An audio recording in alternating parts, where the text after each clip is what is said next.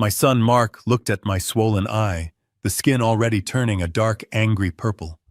He wasn't looking at me with concern. He was looking at me with pride. My wife put him in his place so he'd finally shut up, he announced to the room. He said it proudly, as if the woman who had just assaulted his 70-year-old father deserved a medal. My own son, the boy I taught to ride a bike, justifying his wife striking me. I just stood there, my heart shattering into a million pieces. Then, from the doorway, I heard a slow, deliberate clap. "Bravo, nephew," my brother Ben said, stepping into the room. "You just admitted to conspiracy to commit assault in front of 2 uniformed police officers. Before I tell you how I ended up a prisoner in my own home, please let me know in the comments where you are watching this story from. Hit that like button and subscribe to the channel if you believe that family should mean respect, not exploitation. Your support means the world to an old engineer like me. My name is Gabriel Foster, but everyone has always called me Gabe. I'm 70 years old. For 42 years, I was a construction engineer. I built bridges, schools, skyscrapers. I built things that were meant to last. I built the very house I'm standing in right now. But lately, I don't even feel like I'm allowed to live in it. My wife Sarah passed away 2 years ago. The silence she left behind was a physical weight. It was a silence so complete, so heavy that my son Mark and his wife Amelia insisted on moving in. "To take care of you, Dad," Mark had said, his eyes avoiding mine. "You shouldn't be alone." At the time, I thought it was a blessing. I was rattling around in this big 4-bedroom house lost in echoes. Now I feel like a guest. Or maybe a piece of old furniture they haven't figured out how to get rid of yet. It started this morning. Like every morning for the past 40 years, I woke up needing coffee. The sun was just starting to cut through the kitchen blinds, lighting up the dust motes, dancing in the air. This kitchen, this was Sarah's sanctuary. Every tile, every cabinet, we picked them out together after I finished the framing. Now it felt sterile, colder. My favorite mug was on the top shelf. It's a heavy ceramic thing chipped on the rim with a faded logo of my old firm. Sarah gave it to me on my 50th birthday. It's the only one I use. I reached for it. My hand was shaking. It's the tremor. It started a few years ago. The doctor says it's mild, mostly just an annoyance, but it makes me clumsy. My fingers brushed the handle, but I couldn't get a solid grip. I tried again, stretching up onto my toes, my shoulder aching in protest. I just needed my damn coffee mug. "I'll get it." Amelia's voice cut through the quiet. It wasn't an offer. It was a command. She brushed past me close enough that I could smell the expensive floral soap on her. She's 38, sharp and restless, with a way of moving that always seems impatient, as if the rest of the world is moving too slowly for her. She snatched the mug from the shelf with an audible, theatrical sigh. "Honestly, Gabe," she said, not even looking at me. "She calls me Gabe, never Dad. Just wait for one of us. You're going to make a mess all over the counter again." She poured the coffee too fast, splashing some onto the granite, and shoved the mug toward me across the island. "Here." I took it, my hand still trembling, though this time it was more from irritation than the tremor. "I could have gotten it," I muttered, wrapping my fingers around the familiar warmth. "Sure you could have," she replied, her voice dripping with that false sweetness that's sharper than any insult. "And I would have been the one cleaning it up, again." I stood there in the kitchen I designed in the house I built, with my own 2 hands, holding the mug my dead wife gave me, feeling like a 4-year-old child who had just been scolded. Mark is my son. He's 42. He followed me into construction, but he never had the foundation for it. He wanted the title of project manager, but not the long hours on site, not the mud on his boots. He's a good man, I always told myself. He just needs direction. He's weak, easily led. And Amelia, she does all the leading. When they moved in, I thought it would be like the old days. A full house, laughter. But they didn't move into the spacious guest room. They took the master bedroom, my bedroom, Sarah's and my bedroom. It's bigger, Dad. It just makes more sense for a couple, Mark had explained, studying the pattern on the carpet.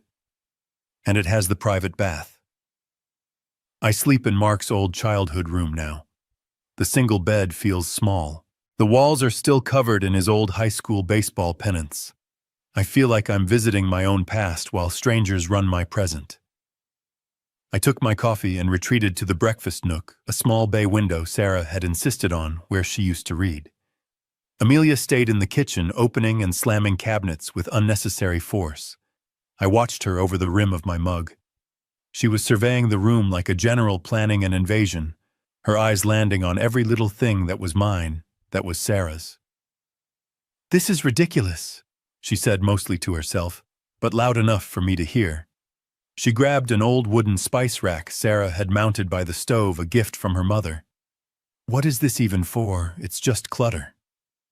"That was your mother-in-law's," I said, my voice tighter than I intended. "I know, Gabe. Everything in this house was hers." She didn't say the name. She never said Sarah's name. It was always her or your wife. She slammed the coffee pot back onto the machine, the sound making me jump and slosh a little coffee onto my hand. I winced. "We really need to reorganize this kitchen," she announced, turning to face me, her hands planted firmly on her hips. "It's impossible to get anything done in here." She looked right at my mug, then at the spice rack, then at the old kettle on the stove. "Your stuff is everywhere." Her eyes were cold, assessing. It wasn't about the mug. It wasn't about the spice rack. It was about possession. She was telling me that my time here in my own home was over. She was just waiting for me to realize it. And I was starting to understand that taking care of me really just meant taking everything from me. I left her in the kitchen, her back rigid as she started scrubbing the stove with a furious energy. I needed to get away. I retreated to the living room, my mug of lukewarm coffee trembling in my hand. I just wanted 5 minutes of peace.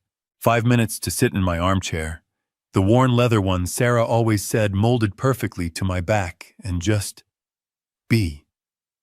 But the house offered no peace. Not anymore. I heard a sound, a dry, scraping sound. Scrape. Thud. I stopped in the doorway. Amelia was at the fireplace. The mantelpiece was the heart of this room. It was 40 years of our life charted in silver frames. It was our story, and she was dismantling it. A large cardboard box sat on the hearth, already half full. She had a dust rag in one hand, and in the other she held the silver-plated frame of our wedding photo. Sarah, 22 and radiant. Me looking impossibly young in a rented tuxedo. "These are just so old," she said, not to me but to the room, as if justifying herself to the empty air. She didn't look up. She tossed the frame into the box with a careless clatter. Clatter. The sound of my wedding picture hitting the bottom of a cardboard box. "What? What are you doing?" My voice was barely a whisper. She startled, clearly annoyed at being interrupted. "Oh, Gabe. I'm just cleaning. This mantel is dreadfully cluttered. It looks like a shrine. We need to modernize this space. A nice mirror, maybe a single piece of art. Something clean." She reached for the next photo. Mark, aged 5, missing his 2 front teeth, holding up a Little League trophy. Thud into the box. "Amelia, stop!" I moved forward, setting my mug down. Those are our memories." "They're your memories, Gabe. They're collecting dust." She reached for the last one. My favorite. A snapshot from our trip to Lake Michigan maybe 10 years ago. Sarah is laughing, her hair wild in the wind, her eyes squinting against the sun. It was the last vacation we took before she got sick. "Don't touch that one," I said, my voice sharp with a sudden hot anger. She picked it up anyway, looking at it with mild disinterest. It's a nice thought, but the frame is tarnished. It just looks tacky. Give that to me. I lunged for it faster than I thought I could. My hand closed over the frame. Gabe, let go. You're being childish. What is going on in here? Mark's voice filled the room.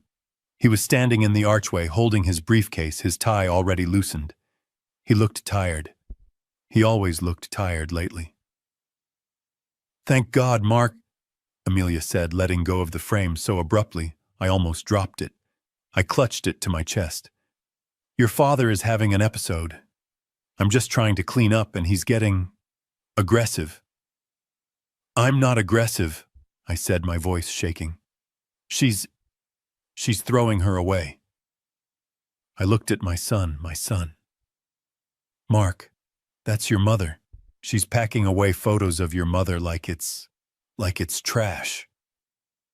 Mark looked at the box. He looked at the empty mantel. He looked at Amelia's crossed arms. And then finally, his eyes flickered to mine before landing on the floor between us. He couldn't hold my gaze. He never could when he was about to disappoint me. Mark was never a bad kid. He was just soft. Where I was granite, he was clay easily shaped by the strongest hands near him. For 30 years, those hands were mine. I pushed him through engineering school, got him his first job, bailed him out of that disastrous condo investment in '98. I was his strength. Then 5 years ago, he met Amelia at a sales conference, and her hands were stronger than mine. Dad, he said, and the weariness in his voice was profound. Dad, Amelia is right. I felt the blood drain from my face. I looked at the picture of Sarah in my hands. She's right, he repeated, gaining a little confidence from Amelia's approving nod. We need to move forward. We can't live in the past. This house needs to be for the living too. Move forward, I said. This is your mother, Mark. This isn't the past. This is our family. And we are your family now, Dad, he said, gesturing between himself and Amelia. We're the ones here. We're the ones taking care of things. He took a deep breath, puffing up his chest. It was the posture he used when he was about to deliver bad news he'd been coached on. Besides, he added with a forced managerial tone, I'll be managing this house soon enough. We need to start making decisions that reflect that. I stared at him. The words hung in the air, cold and sharp. Soon enough. Managing this house. My house. What did that mean? I felt a sudden chill, a primal fear that went beyond dusty photographs. It felt like a threat. Amelia, seeing she had won, walked over and slid her arm through Mark's. She smiled at me, a tight, victorious little smile. See, Gabe, we're all on the same page. We just want what's best. I was too stunned to speak. My mind was reeling, trying to parse the meaning of managing soon enough. My gaze drifted from their triumphant faces to the mahogany side table near the door. The mail. They must have just brought it in. It was a small pile. A catalog, some coupons, and something else. A white envelope with a red window. A bright red final notice printed right next to the address. I didn't even need my reading glasses to see the name. Mark T. Foster. It was a collections agency. I recognized the logo from my old days in the business. They were the aggressive ones, the ones who didn't stop. I looked at the letter. I looked at Mark. Before I could even form the question, Amelia moved. She was astonishingly fast. She darted across the room, snatched the entire pile of mail from the table and tucked it under her arm. Junk mail, she said, her smile never wavering. Just a bunch of junk mail. I'll take care of it. She turned and walked toward the kitchen. Mark following her like an obedient dog, leaving me alone in the living room clutching a picture of my wife, the empty mantel looming in front of me like a fresh grave. Junk mail. but I saw the panic in her eyes. I saw the way Mark refused to look at it. They weren't just erasing my past. They were hiding their present. And I had a terrible sinking feeling that they were planning to pay for their secrets with my future. Sleep didn't come. Of course it didn't. I lay there in Mark's narrow childhood bed, the springs digging into my hips, staring at the ceiling. The house was too quiet. A house is supposed to settle at night. It groans and sighs like a living thing. I'd known this house's language for 40 years. I knew which floorboards squeaked outside the bathroom and the exact sound the furnace made before it kicked on. But tonight the silence felt wrong. It felt strained. My mind just kept replaying the day, Amelia's hand snatching my mug, the sharp, dismissive clatter of Sarah's wedding photo hitting the bottom of that cardboard box. Mark's eyes refusing to meet mine as he sided with his wife. I'll be managing this house soon enough. And that red envelope. Final notice. I must have drifted off into a shallow, uneasy sleep because I woke up suddenly. My body was tense. The clock on the nightstand glowed with red numbers, 2:17 a.m. That wasn't what woke me. It was a sound. Voices. Not loud, but urgent, hissing. They were coming from down the hall, from my old bedroom. I pushed the thin blanket off. My knees cracked in the cold air as I swung my legs onto the floor. The old wood bit at my bare feet. I didn't turn on a light. I moved slowly, one hand sliding along the drywall I'd installed myself. The hallway was a river of shadows, broken only by the moonlight filtering through the high window. The door to the master suite was closed, but a thin line of light glowed underneath. The voices were clearer now. It wasn't a conversation. It was an argument. I leaned in, my heart pounding a heavy, sick rhythm against my ribs. My ear brushed against the solid oak door. My door.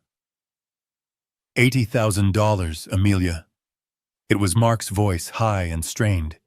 He sounded just like he did when he was 12 and broke the neighbor's window. Panicked. How could you? 80,000. Where are we supposed to get that kind of money? 80,000. The number from the letter. My breath caught in my throat. This wasn't the first time. Oh God, this wasn't the first time. I leaned my head against the cool wood, the memory washing over me sharp and bitter. It was 2008, right after the market crashed. Mark had a genius tech startup that was going to revolutionize logistics. It revolutionized his bank account into nothing. It cost me $30,000 to keep the lawyers away. Sarah had been so upset. "You're enabling him, Gabe," she'd said, her hands twisting her apron. "He has to learn to stand on his own." But how could I let my son fail? Then 2015. The condo flipping scheme. It's a sure thing, Dad, buy low, sell high. He bought high and the market stalled. Another $40,000 to keep the bank from foreclosing. My money. Sarah's money. Money we had saved for our retirement, for our peace. And here it was again. $80,000. But this time it sounded different. This time Amelia was in charge.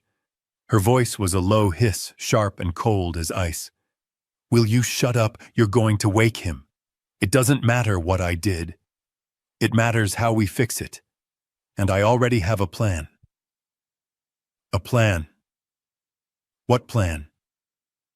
Mark sounded desperate. "That collector. He sounded serious, Amelia. He said he knows where we live. He said He won't touch us," Amelia snapped. "He's a shark who smells blood, and we're not going to bleed.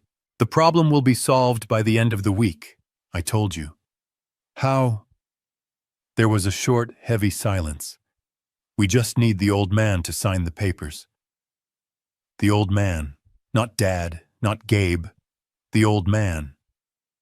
I felt the floor tilt beneath my feet. I wasn't a person to them. I wasn't family. I was a tool, an obstacle, A solution. The old man. I backed away from the door, my hand over my mouth, stifling the sick, sour taste that rose in my throat.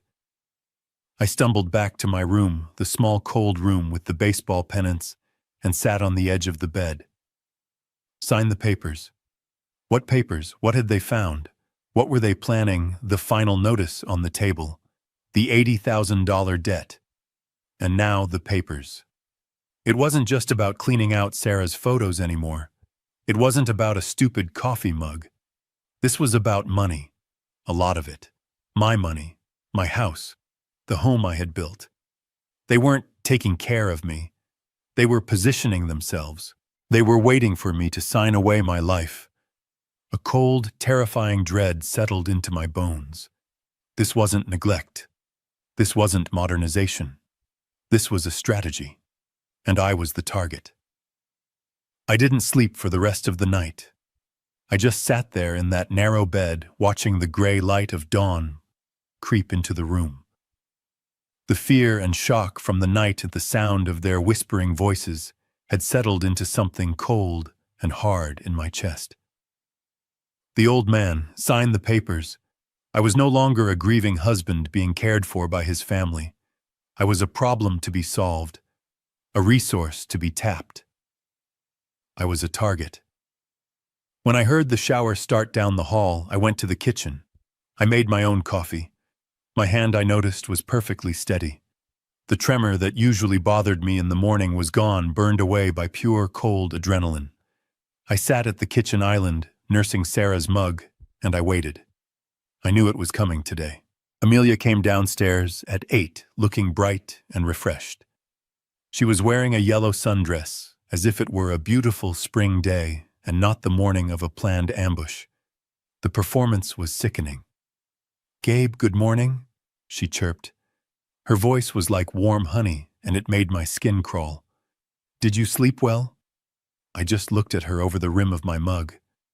I didn't say a word. Mark followed a few minutes later, already dressed in his suit, his tie knotted a little too tight. He wouldn't look at me. He just grabbed a granola bar from the pantry and mumbled, "Morning." "Oh, wonderful, you're both here," Amelia said, clapping her hands together as if she had a delightful surprise. "Mark and I had a long, productive talk last night, and we've found the most wonderful solution for everything." Here it comes. I gripped the heavy ceramic mug, its warmth the only real thing in the room. She pulled a thick, professional-looking folder from her expensive leather handbag, the one I knew I'd paid for last Christmas. She placed it on the granite island between us with a decisive thud. "Gabe," she said, leaning in with that wide, false smile, "we know you've been worried about, well, managing all this." She waved her hand around the kitchen around my house. "And with Mark taking on more responsibility for the estate, we found a program that's just perfect for someone in your situation. It's a way to make the house work for you."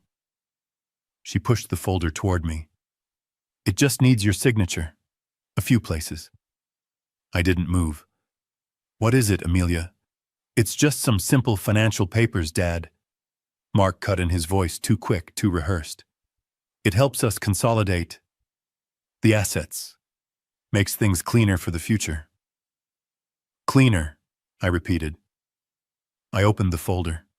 My eyes scanned past the dense paragraphs of legalese. "I'm an engineer. I've read contracts and blueprints for 42 years. I know how to find the structural core of any document, and I found it." The top of the signatory page in bold, unmistakable letters, reverse mortgage application. The air left my lungs. I looked up. They were watching me. Amelia with that bright, predatory smile. Mark nervously chewing the inside of his cheek. They knew I knew what this was. This wasn't managing. This wasn't consolidating. This was liquidation. This was pulling every cent of equity out of the home Sarah and I had spent 40 years paying for. This was turning our life's work into cash. Their cash. $80,000. This was their plan. They were going to pay off their secret reckless debts by selling my home out from under me while I was still living in it. They would bleed it dry, and when I finally passed, the bank would take the house. There would be nothing left. The cancer fund I wanted to start in Sarah's name. Everything. Gone. It's a fantastic program, Gabe. Amelia pushed, sensing my hesitation. It frees up all that money you just have locked away in the walls. Think of it. You could travel. We could modernize this kitchen like I've been wanting to. I slowly closed the folder. I pushed it back across the smooth granite. No. The word was quiet, but it landed in the room like a brick. Amelia's smile didn't just fade. It vanished. It was like a mask had been ripped off, and the face underneath was all hard angles and cold, furious eyes. What? What did you just say? She asked, her voice dropping, losing all its sugary warmth. I said, no. I stood up from the stool. My voice was firm, surprising even myself. I am not signing a reverse mortgage. I am not selling my house. It's not just your house anymore, she hissed, abandoning all pretense. We live here. We work here. We take care of you. You take care of me, I asked, the words tasting like ash. Or do you take care of yourselves? How dare you? She shrieked, her face flushing a dark, angry red. Do you have any idea what we have sacrificed to move in here? I put my entire career on hold to move into this dusty mausoleum. We cook your meals, we clean up your messes, we are wasting the best years of our lives making sure you don't fall and break a hip. I was genuinely stunned by the venom, the pure, unfiltered resentment that poured out of her. You owe us, Gabe, she spat, jabbing a finger toward me. You owe us this. We are just taking what we are entitled to for all of our trouble. I couldn't speak. I looked at Mark. My son. Mark, are you hearing this? Is this what you want? Mark, who had been shrinking against the refrigerator, suddenly straightened up. He looked at his wife's furious face, then at mine, and he made his choice. She's right, Dad, he said, his voice hard. You're being selfish. Selfish. The word hit me harder than a physical blow. You're just sitting on all this value, and for what? You don't need it. You don't do anything. But we do. We have lives to live. We have obligations. You are holding us back. The betrayal was so complete, so total, it felt like I couldn't breathe. They were a team. This wasn't just Amelia.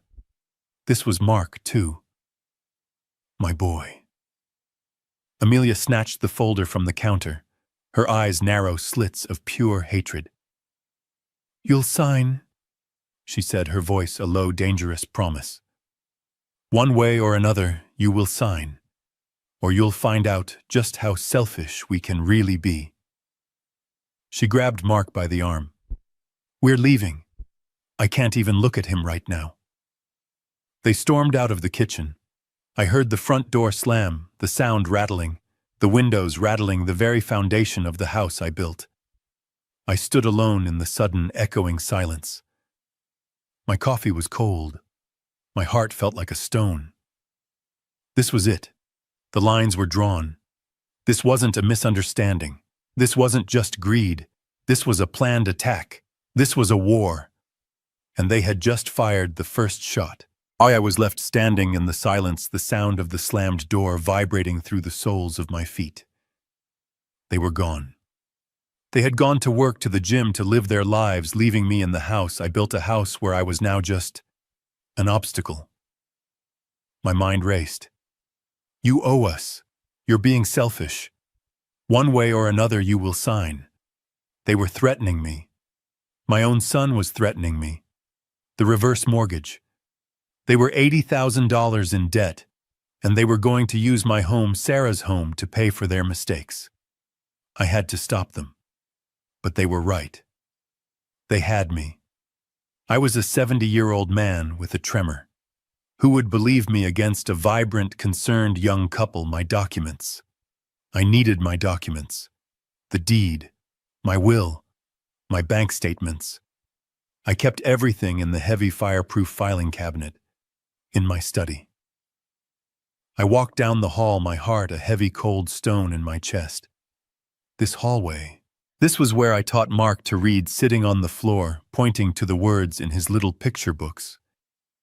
Now I was walking down that same hall to protect my legacy from him. I reached the study door. It was closed. I reached into my pocket, my fingers fumbling for the old familiar keyring. I found the key to the study, the one I had used for 30 years. I pushed it into the lock. It didn't go in. I frowned, pulling it back. I looked at the key.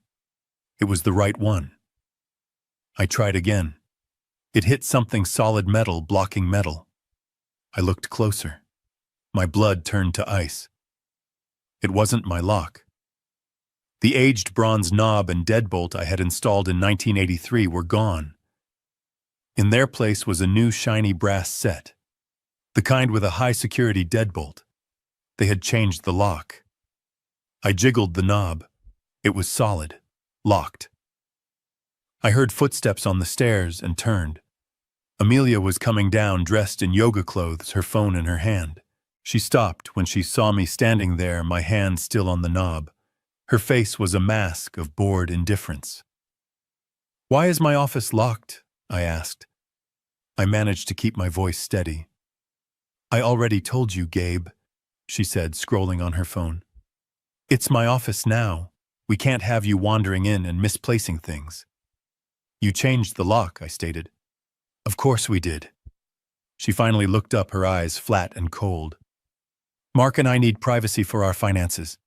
We have important documents in there now. We can't have you confusing them with your old papers." "My papers are in there," I said, the tremor finally hitting my voice, making it shake with rage. "My life is in that room, the deed to this house, my will. Sarah's things. This room wasn't just an office. It was our sanctuary. It was where Sarah and I would sit in the evenings, quiet reading. It was where I designed the addition for the nursery when Mark was on the way. The walls were lined with my awards, my blueprints, and the watercolors Sarah painted. It was the only room besides the kitchen that still felt like us. "Oh, don't be dramatic," Amelia scoffed. "We filed all your old things away. They're safe. You don't need to worry your head about them." Safe. "Amelia, open this door, now." She actually laughed. A short, sharp, ugly sound. "No, I don't think I will. Mark and I are managing the house. That means managing this. Now, if you'll excuse me, I'm late for Pilates." She brushed past me, her shoulder bumping mine, and walked down the hall and out the front door. I stood there for a full minute, staring at that shiny brass knob. It wasn't a reorganization. It wasn't modernizing. They had put me in a cage. They had taken my bedroom. They had taken my wife's pictures, and now they had locked away my identity, my past, and my legal power. I was a prisoner in my own home. I waited. I waited until I heard the sound of her SUV engine fade down the street. I waited another 2 minutes, just listening to the silence of the house. The empty, quiet, hostile house. Then I moved. I didn't go back to the kitchen. I didn't go to the living room. I walked through the utility room, my steps quiet on the linoleum, and opened the door to the garage. The air inside was cool, smelling of motor oil, old wood, and sawdust. My space. The one place they hadn't touched because it was dirty. It was work. I walked past my workbench, past the table saw still covered in dust from my last project. I went to the tall metal storage cabinet in the corner. I unlocked it. Behind a stack of old blueprints and a heavy coil of copper wire, I pulled out a small metal box. Inside, resting on a velvet cloth, was an old flip phone, a prepaid burner phone. Sarah had laughed at me when I bought it years ago. "Who are you, Gabe?" she'd teased. "A secret agent." "I'm an engineer," I told her. "I believe in fail-safes. I believe in a backup plan." My hand was trembling again, but this time with purpose. I flipped it open. The small screen glowed to life. I still had a full battery. I sat down on an overturned drywall bucket hidden between the workbench and the wall. I pressed the number 2 on the keypad. It was the only number I had ever programmed into it. It rang. Once. Twice. A gruff, impatient voice answered. Yeah. My throat was dry. I had to clear it. Ben, I said. My voice cracked with a relief so profound, it almost brought me to my knees. Ben, it's Gabe. A sharp intake of breath on the other end of the line. Gabe. What the hell are you calling me on this line for? What's wrong? You were right. I whispered the words tearing out of me. You were right about her. They're trying to take the house, Ben. They've locked me out of my office. They're trying to make me sign papers. They're trying to erase me. The reverse mortgage. Ben's voice was a low growl. I knew it. That viper. What do I do, Ben? I'm trapped here. You listen to me. My brother's voice was no longer just a growl. It was sharp, cold steel. You do nothing. You sign nothing. You say nothing. They think you're a weak old man. Good. Let them think it. That's our advantage. I'm handling this. I'm coming. I held the small cold plastic of the burner phone to my ear, my breath fogging in the garage air. I could hear him breathing on the other end, that sharp, impatient sound I knew so well. Ben, I'm in trouble. I whispered the words, feeling heavy and stupid. Amelia. Mark. They're trying to take the house. They locked me out of my office.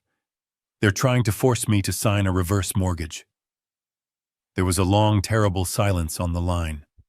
It was not a calm silence. It was the silence of a pressure valve about to burst. When he finally spoke, his voice was not one of comfort. It was a low, controlled explosion. I warned you. That was all he said. Just those 3 words, but they were loaded with 5 years of frustration.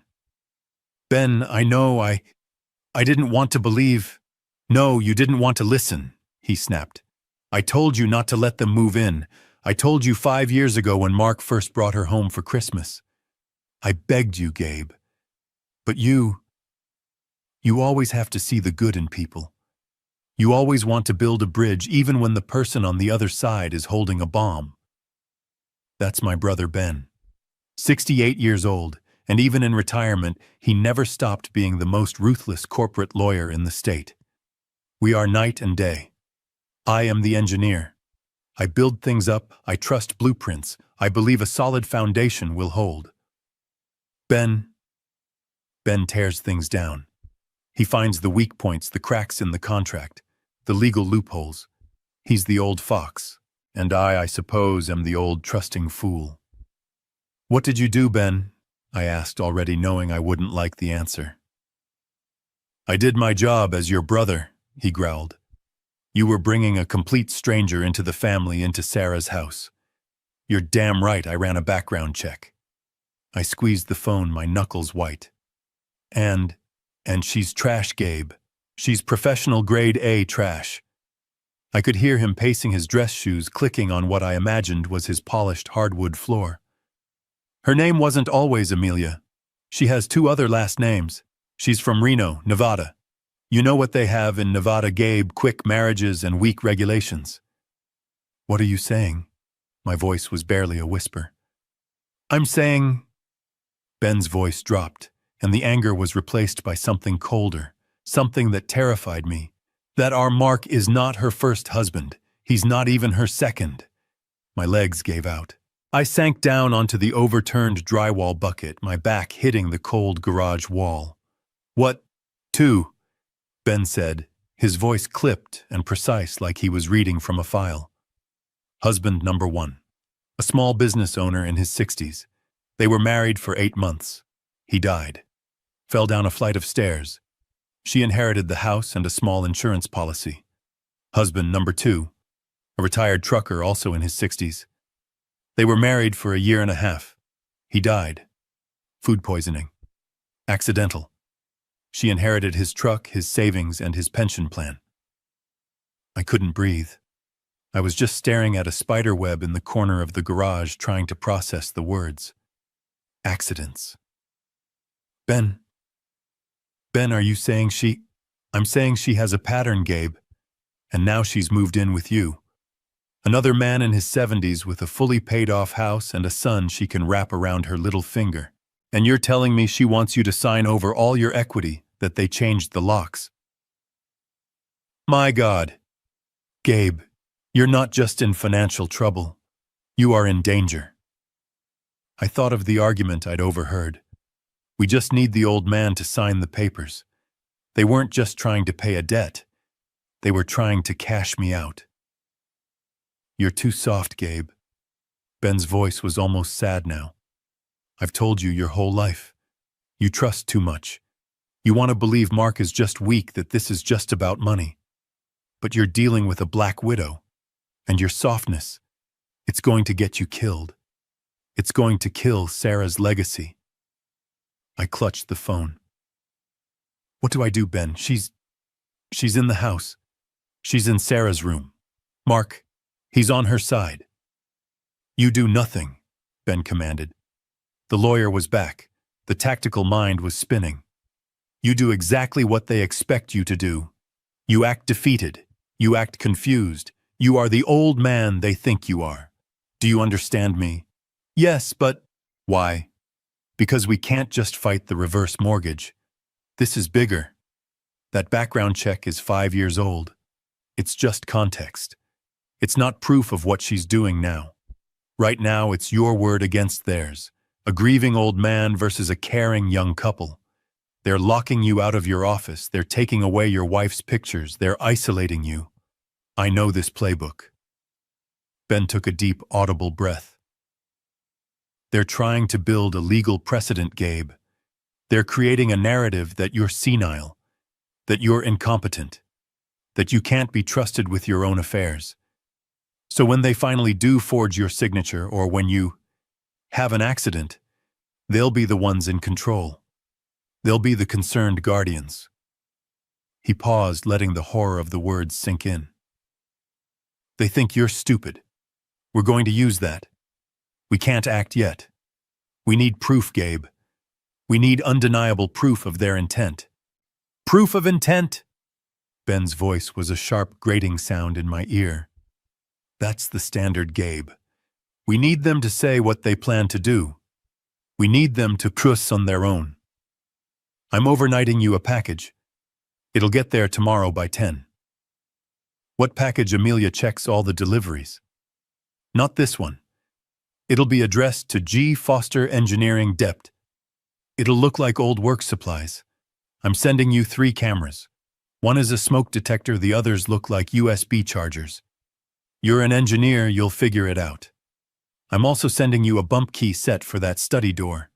It's just applied physics, Gabe. You can do this. He was right. I was an engineer. I understood physics. And I understood for the first time that my entire life had become a structural problem.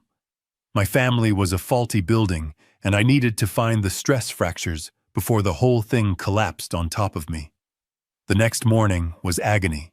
I sat in the kitchen pretending to read the newspaper, but my eyes were fixed on the driveway. Every car that passed made my heart leap. Amelia was in the living room on the phone with her spa arguing about an appointment. At 9:45, the white FedEx truck pulled up. I was on my feet before the driver was out of his seat. I'll get it, I called out, trying to sound casual. Amelia's voice was sharp. Just leave it, Gabe. I'll get it when I'm done. No, I said, already moving. It's new supplements for my tremor. The doctor wanted me to try them. I met the driver on the porch, signed for the small heavy box, and quickly walked it not to the kitchen, but to the garage. I hid it under my workbench, my hands shaking so badly I could barely set it down. The waiting was the worst part. I waited 2 full days.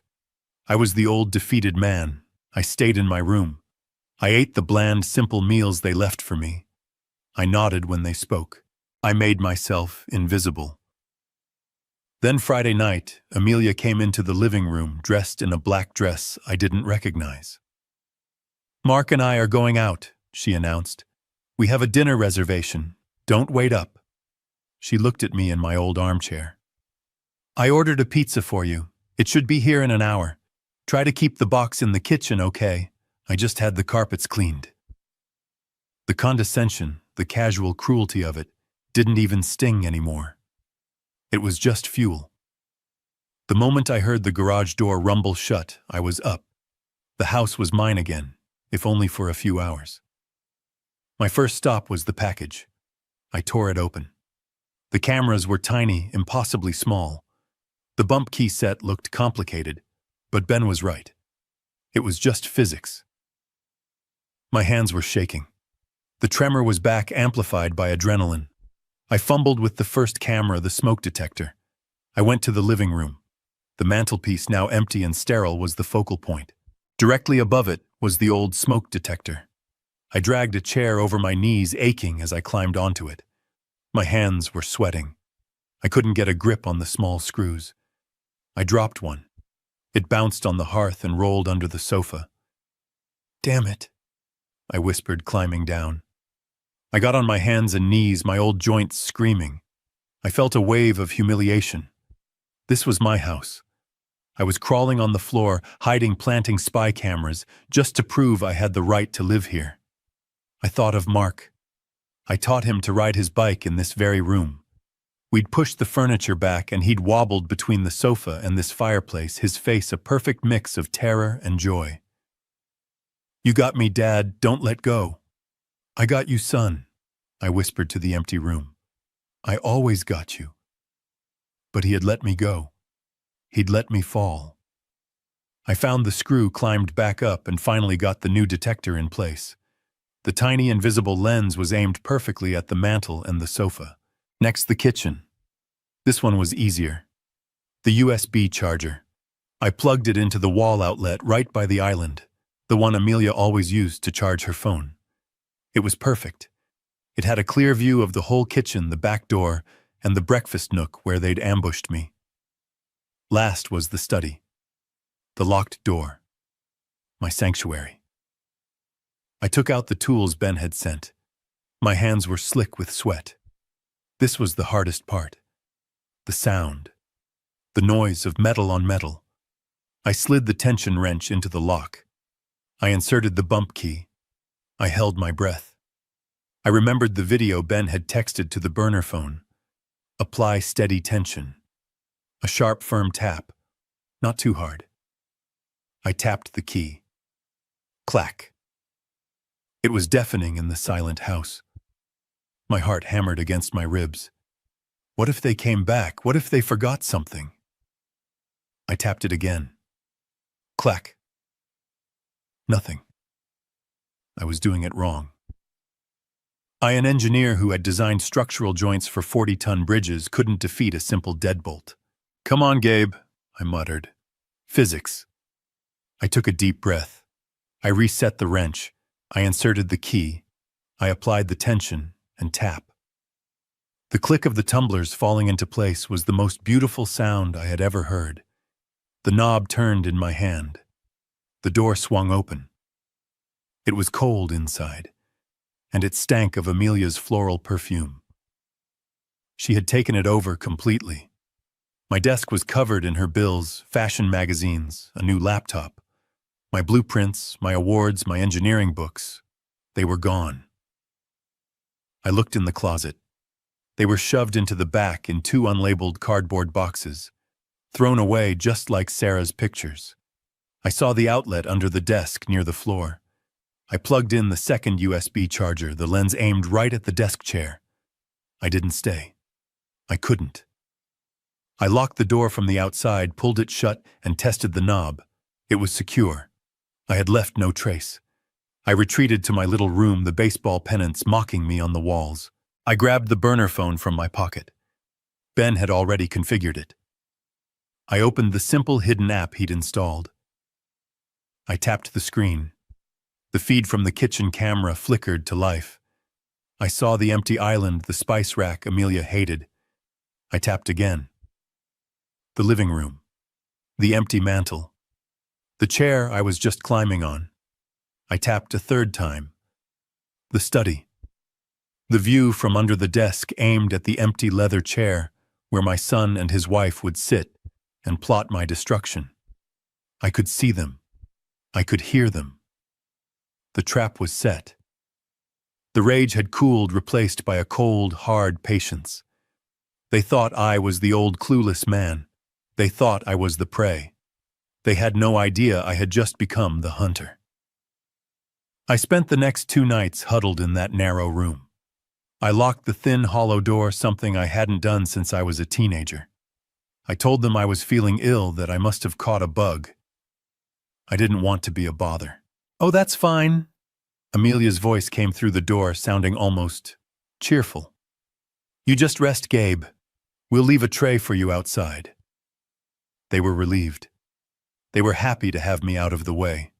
It gave me time. I sat in the dark, my back pressed against the wall, the burner phone clutched in my hand like a lifeline. My eyes were glued to the tiny, grainy screen. I watched them. I watched them move through my house with a casual ownership that made my skin crawl. I watched Amelia make her green kale smoothies in Sarah's blender. I watched Mark come home from work, kiss his wife, and complain about his boss. I watched them sit on my sofa, in the exact spot where Sarah and I had planned our louse, and scroll through their phones, laughing at videos. They were so normal, so casual. My God, were they really the monsters Ben described? Or was I the one going crazy? Was I the paranoid old man they were already claiming I was? I was starting to doubt my own sanity. Then late on the second night it happened. It was almost midnight. I was watching the kitchen feed, my eyes burning with exhaustion, the empty chairs casting long shadows in the moonlight. I was about to give up to try and get an hour of sleep. The back door opened. Amelia walked in. She was still fully dressed in the black pants and expensive sweater she'd worn out to dinner. She didn't turn on the main light, just the small one above the stove. She looked agitated. Her phone was pressed hard against her ear. I sat up straight in the bed, my heart instantly pounding. I fumbled for my headphones and plugged them into the burner phone, turning the volume all the way up. The microphone on the camera was weak, but if I strained, I could hear her. She was pacing, back and forth, from the stove to the refrigerator, back and forth. A predator in her cage. "No," she said. Her voice was a low, angry hiss. "He didn't sign." She stopped listening, running her free hand through her dark hair. I watched her perfectly manicured nails scrape against her scalp. "I know," she snapped into the phone. "I told you he was just a stubborn old fool. He said no, just like that, like he actually had a choice." She listened again, her body wound so tight, she looked like a spring. "No. No, we have to move to Plan B." My stomach clenched. Plan A was the reverse mortgage. Dear God, what was Plan B? "Yes," she said, her voice dropping. "I know the 80,000 is due. You don't have to remind me. I know what happens if we're late. I'm not stupid." 80,000. The debt. The reason for this entire nightmare. Amelia walked closer to the island, right toward the camera, right toward the USB charger I had planted. Her face filled my screen. It was pale, and her eyes were hard like chips of glass. "No, I am handling it," she spat. "You just need to be patient. Mark is useless. He's weak. He'll do whatever I say. I just need time. I'll get him to sign." She listened again, and then she laughed. It was the same cold, ugly, dismissive laugh I'd heard in the study. "Oh, I'll get him to sign," she said. She turned, looking away from the camera toward the hallway, toward the stairs, toward my room. "Look," she said, her voice dropping to a conspiratorial whisper, but I heard every chilling word. "He's 70 years old. He's already unsteady on his feet. He's got that tremor. Old people, they fall. They fall downstairs all the time. It's tragic. It's common. I stopped breathing. The phone in my hand went slick with sweat. My blood didn't run cold. It felt like it had turned to fire. It just has to look right, she continued. Her voice was calm, logical, as if she were planning a kitchen renovation, and not this. It just has to look like an accident. Once he's gone, once he's incapacitated, I'm the next of kin along with Mark. We'll have power of attorney. We won't need his signature. I dropped the phone. It clattered onto the thin blanket. I didn't care. I scrambled to the side of the bed, my stomach heaving. I gagged, stifling the sound against my fist, my body shaking. Incapacitated. An accident. Ben was right. Husband number one fell down a flight of stairs. She wasn't just planning to rob me. She was planning to kill me. She was going to push me down the stairs. The beautiful oak staircase I had designed and built with my own 2 hands. The staircase Sarah had polished every Saturday morning. This wasn't about a debt anymore. This wasn't about a house. This was about my life. I picked up the phone, my hand shaking so violently I could barely see the screen. Amelia was still there, still talking, sealing my fate. I don't care what you have to do, she was saying. Just be ready. When I call you, you come, and we finish this. Yes, I'll handle the old man. You just handle the mess. She hung up. She stood in the dark kitchen for a long, terrible moment, just staring into the shadows. Then she turned off the light. My screen went black. I sat in the darkness, rigid with a terror so profound it was almost paralyzing. Husband number 1 stares. Husband number 2 food poisoning. And I was next. My mind raced, trying to grasp the one thing that mattered. Who was she talking to? Who was the you she was coordinating with? Who was coming to handle the mess? This wasn't just her and Mark anymore. There was someone else, and they were coming for me. My hands were shaking so hard, the little screen blurred in front of my eyes. Who was she talking to? When I call you, you come. You handle the mess. It wasn't just her. It was a conspiracy. Ben was right. This was a professional job. They were going to kill me for my house. My mind was spinning a vortex of pure, uncut terror. I couldn't think. I couldn't breathe. Then I heard another sound, not from the phone, but from the house itself. The faint, unmistakable click of a deadbolt being unlocked. I fumbled with the burner phone, my thumb slipping on the smooth buttons. I had to switch the feed. My screen went black for a second, then flickered to life with a new, low-angle view. The study. My study. The door was open. They were inside.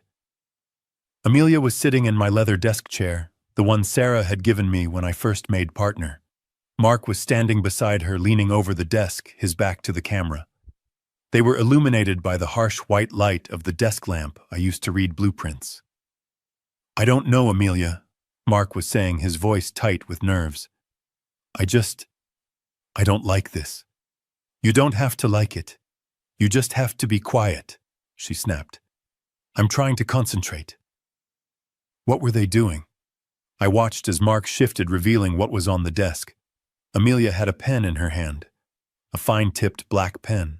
In front of her was a sheet of paper. No, not just a paper. It was one of my old engineering documents, one of the blueprints I had kept, the ones she'd filed away in a box. And next to it was a fresh white document. She was looking at the blueprint, then at the new paper, moving her hand in a slow, careful loop. I realized what I was seeing. She was practicing my signature. Amelia, stop. Please, Mark begged. He was pale, sweating under the desk lamp. This is forgery. It's fraud, Amelia. We'll go to jail if they find out. I stared at the screen, my heart turning to lead. It was my signature. Not just my name, my signature. The one I had spent 42 years perfecting. The specific flowing Gabe Foster with the long structural loop on the F that I put on every drawing, every contract, every approval. It was my mark of integrity. It was my word in ink, and she was tracing it, stealing it. "Quiet, Mark," she said, her tongue sticking out in concentration. "I'm trying to get the loop right on the F. He's got such an arrogant flourish, doesn't he?" "I'm serious," Mark's voice cracked. "That reverse mortgage thing was one thing. We were asking him, but this is a federal crime. We can't just forge his name on financial documents." Amelia finally slammed the pen down. The sound made me jump. She leaned back in my chair, tilting her head to look up at her husband, and her eyes were filled with a contempt so pure it was terrifying. "Listen to me, you weak, sniveling idiot," she said, her voice dropping to that same icy hiss from the kitchen. "You have two choices right now. Do you want to go to jail for a little bit of fraud? Or do you want to go to the hospital? Because those loan sharks from Reno broke both your legs." "Reno." The word hit me. Ben's words echoing from the garage. "Reno, Nevada. Husband number 1. Husband number 2. Mark flinched as if she'd slapped him. They wouldn't. I told them I just needed more time." "They don't do time, Mark," Amelia shouted, standing up so fast her chair screeched on the floor. "That $80,000 gambling debt you racked up. That's not my problem. It's our problem. Because they know where I live. They know where he lives. So you have a choice. We get this money, or we face them with empty hands. And I am not doing that." My God. Gambling. It wasn't a failed investment. It wasn't a bad business deal. It was a gambling debt. My son, the boy I'd given everything to, had gambled away $80,000. Money he didn't have. And he had brought this vulture into my home to fix it. "I'm not going down for your stupidity, Mark." Amelia continued, her voice lower now, more menacing. "I'm not losing this house, this life, because you couldn't keep your hands off a poker table." She picked the pen back up. She shoved another blank paper in front of him. "Now, shut your mouth, stop your whining, and hold the damn paper still so I can finish this." Mark just stood there, his shoulders slumped, his face pale and defeated. He looked at her. He looked at the paper. And then, he did it. He put both his hands on the top corners of the paper, holding it steady for her. I watched. I just watched, my chest hollow. He wasn't a victim. He wasn't just weak. He wasn't being led. He was a participant. He was holding the paper steady while she practiced stealing my name. He was an accomplice. He was in that single silent moment no longer my son. The betrayal was no longer just a fear. It was a fact. It was happening right in front of my eyes. It was absolute. It was complete. I watched them. I watched my son hold the paper steady as that woman, that viper, meticulously practiced stealing my name, stealing my life. I clicked off the screen. The burner phone felt heavy hot, like a small dense brick of poison in my hand. I couldn't stay in the bedroom. I needed air. I needed Ben. I crept down the stairs, each step a potential betrayal, every shadow a threat. I didn't stop until I was back in the garage, hidden, my back pressed against the cold concrete wall, the smell of oil and old dust filling my lungs. My hand was shaking again. Not the tremor. This was rage. A deep seismic rage that vibrated from my core. I hit the number 2 on the keypad. Ben answered on the first ring as if he had been sitting by the phone waiting. "What? He's in on it." My voice was a dry, cracking sound. I hardly recognized it as my own. "Ben, he's helping her." "What are you talking about, Gabe? What did you see? Did she hurt you?" "No, worse." I relayed what I had just seen. The locked study, the blueprints, the fresh paper. "She's practicing my signature, Ben, my engineering signature. the loop on the F, and Mark, I had to stop to force the words out. He's holding the paper for her. He's holding it steady. I told him everything I had heard. The forgery, the $80,000 gambling debt, Reno, the loan sharks, the weakness, the complicity. The words just fell out of me, a stream of poison I had been holding in. The silence that followed was heavy and absolute. When Ben finally spoke, his voice was pure ice. That's it. Ben, No, that is it, Gabe. We are done playing defense. That is conspiracy to commit felony fraud. That is wire fraud. That is elder exploitation. And it is happening on top of the accident she is already planning. That is enough. What do you mean? I asked, though I already knew. I mean, you hang up this phone. Ben roared, the sudden volume making me flinch. You hang up this phone, you walk back into that house, and you call 911 right now. I can't. Ben, I can't. Call the police, Gabe. Are you a fool? Did you not hear what you just told me? Did you not hear what I told you? She is not just a gold digger. She has a history. She is planning your murder, and your son, your precious weak-willed son, is her accomplice. We turn over the video feeds, we turn over the audio, we get them both arrested tonight. It's over. No. The word ripped out of my throat, raw and desperate. No, not the police, not yet. Why the hell not? He yelled. Are you insane? She is going to kill you, and he is going to let her. Because he is my son, I shouted back, the word echoing in the small, cluttered garage. It came out as a sob. He's my son, Ben. He's weak. He's not evil. He can't be. He's just scared. Gabe, weakness is evil when it holds the paper for the killer, Ben said, his voice dropping to a low, dangerous growl. He made his choice. He looked at that forgery and he held the paper. He's not your boy anymore. He's her partner. No, I have to give him a chance. I insisted, my mind racing, scrambling for a foothold. I have to see it for myself with my own eyes. I have to give him one last chance to choose me, to choose his father. I sank down onto the drywall bucket, my head in my hands. I could see Mark so clearly. Not the pale, defeated man in the study. I saw Mark at 10 years old, striking out at his first Little League game, his face crumpling in tears as he ran to the dugout looking for me, only me. He was always so desperate for approval. He was always so terrified of failure, of not being good enough. He's not a monster. He's just lost. He's trapped. She trapped him with this debt, with these sharks from Reno.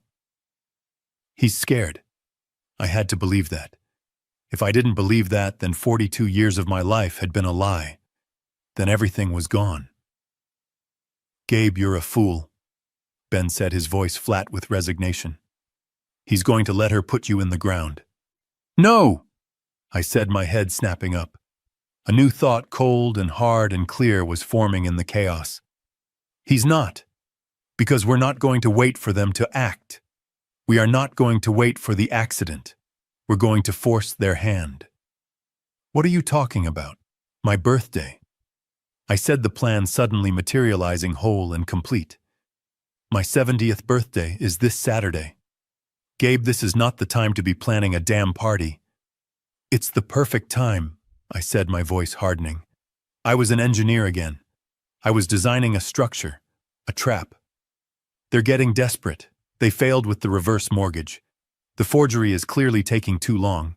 They're going to move to plan B, the accident, very soon. So what's the plan, Gabe? You're going to wear a helmet to your own party? No, I said, standing up. I'm going to give them exactly what they think they want. I'm going to surrender. I'm going to tell them I've had a change of heart. I'm going to tell them I'm finally ready to sign the papers.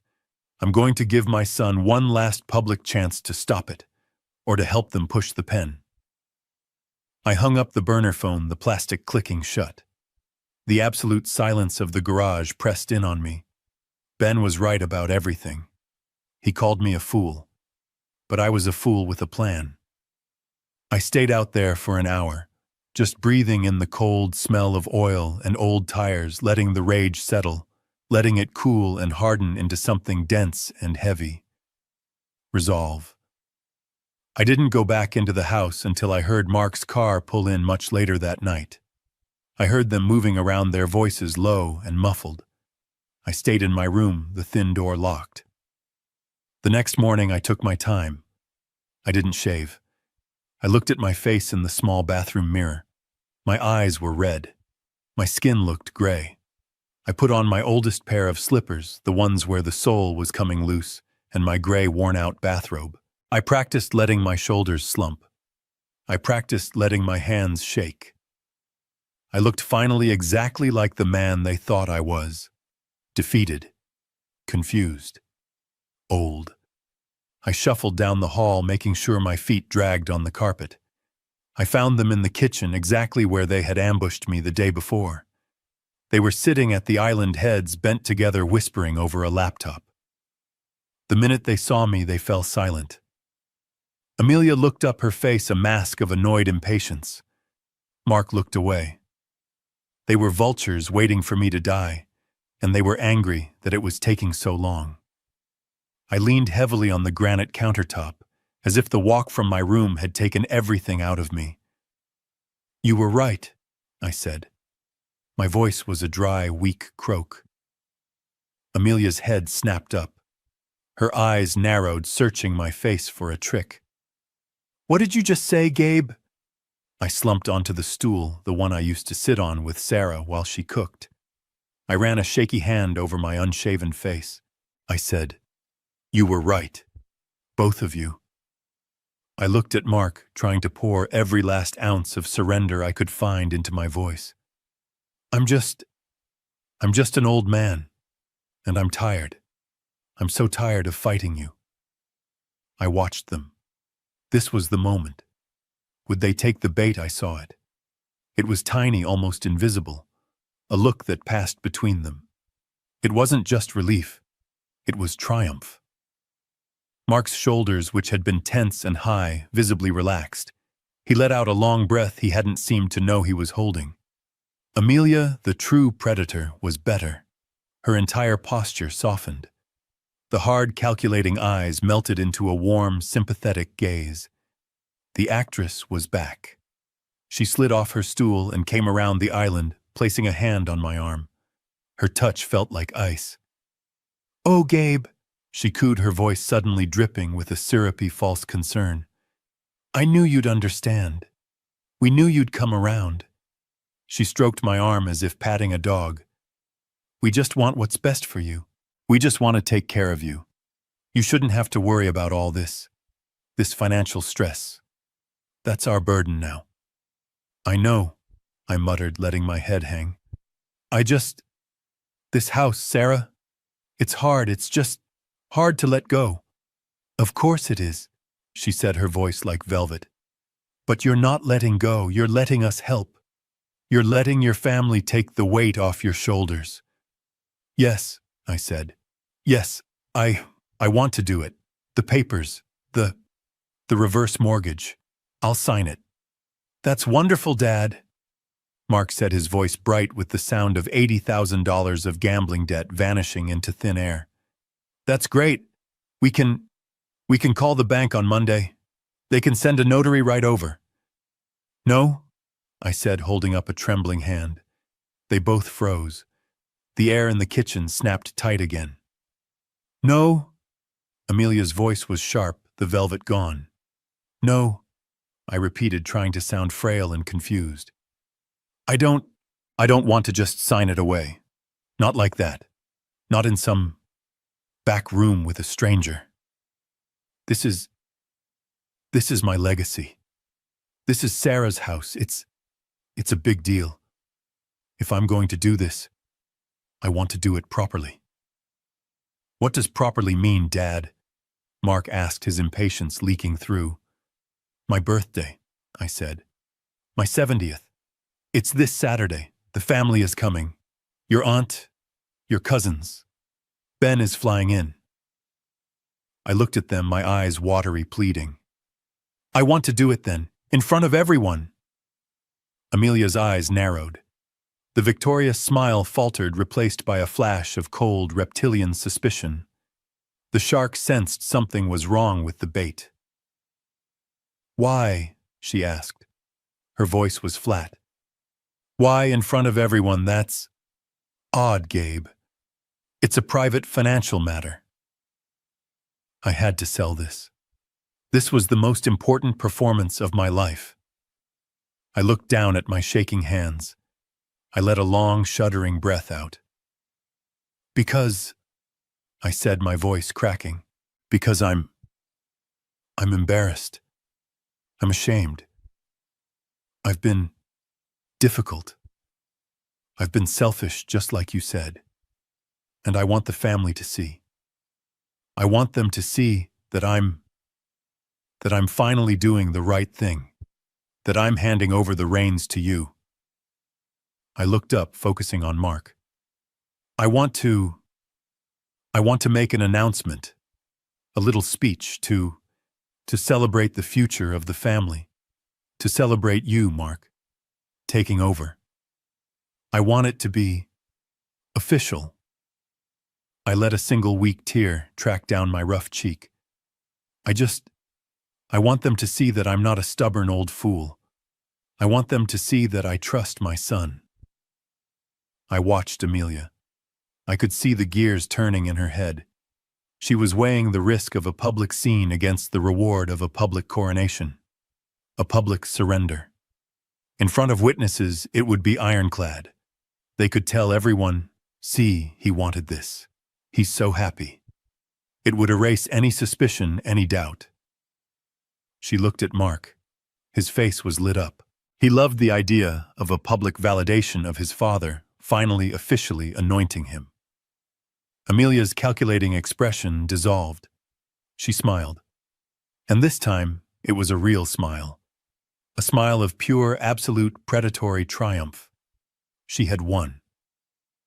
A speech, she said, savoring the word. An announcement. Gabe, that is the most wonderful idea you've ever had. The house was loud, louder than it had been in 2 years. I could hear the crunch of tires on the gravel driveway, the chime of the doorbell, and Amelia's high, false laugh echoing from the entryway. The party had begun. My 70th birthday. My public execution. I was in the living room, supposedly helping with the final setup. My role, as directed by Ben, was simple. Be old, be frail, be confused. Gabe, we're still short 2 chairs. Amelia called out, her voice bright and syrupy for the arriving guests. Could you be a dear and grab them from the dining room, the ones by the wall? I nodded weakly, my shoulders slumped. Of course, dear. Whatever you need. I shuffled into the dining room.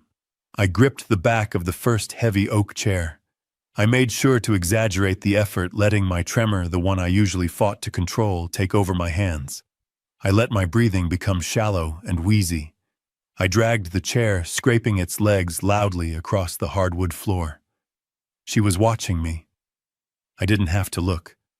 I could feel her eyes on my back, cold and assessing. Amelia was watching me like a hawk, studying me, making sure her prey was truly wounded before she moved in for the final strike. The doorbell rang again. "I've got it!" Mark shouted from the hall. His voice was too loud, too cheerful. He was overacting, a bad actor in his wife's terrible play.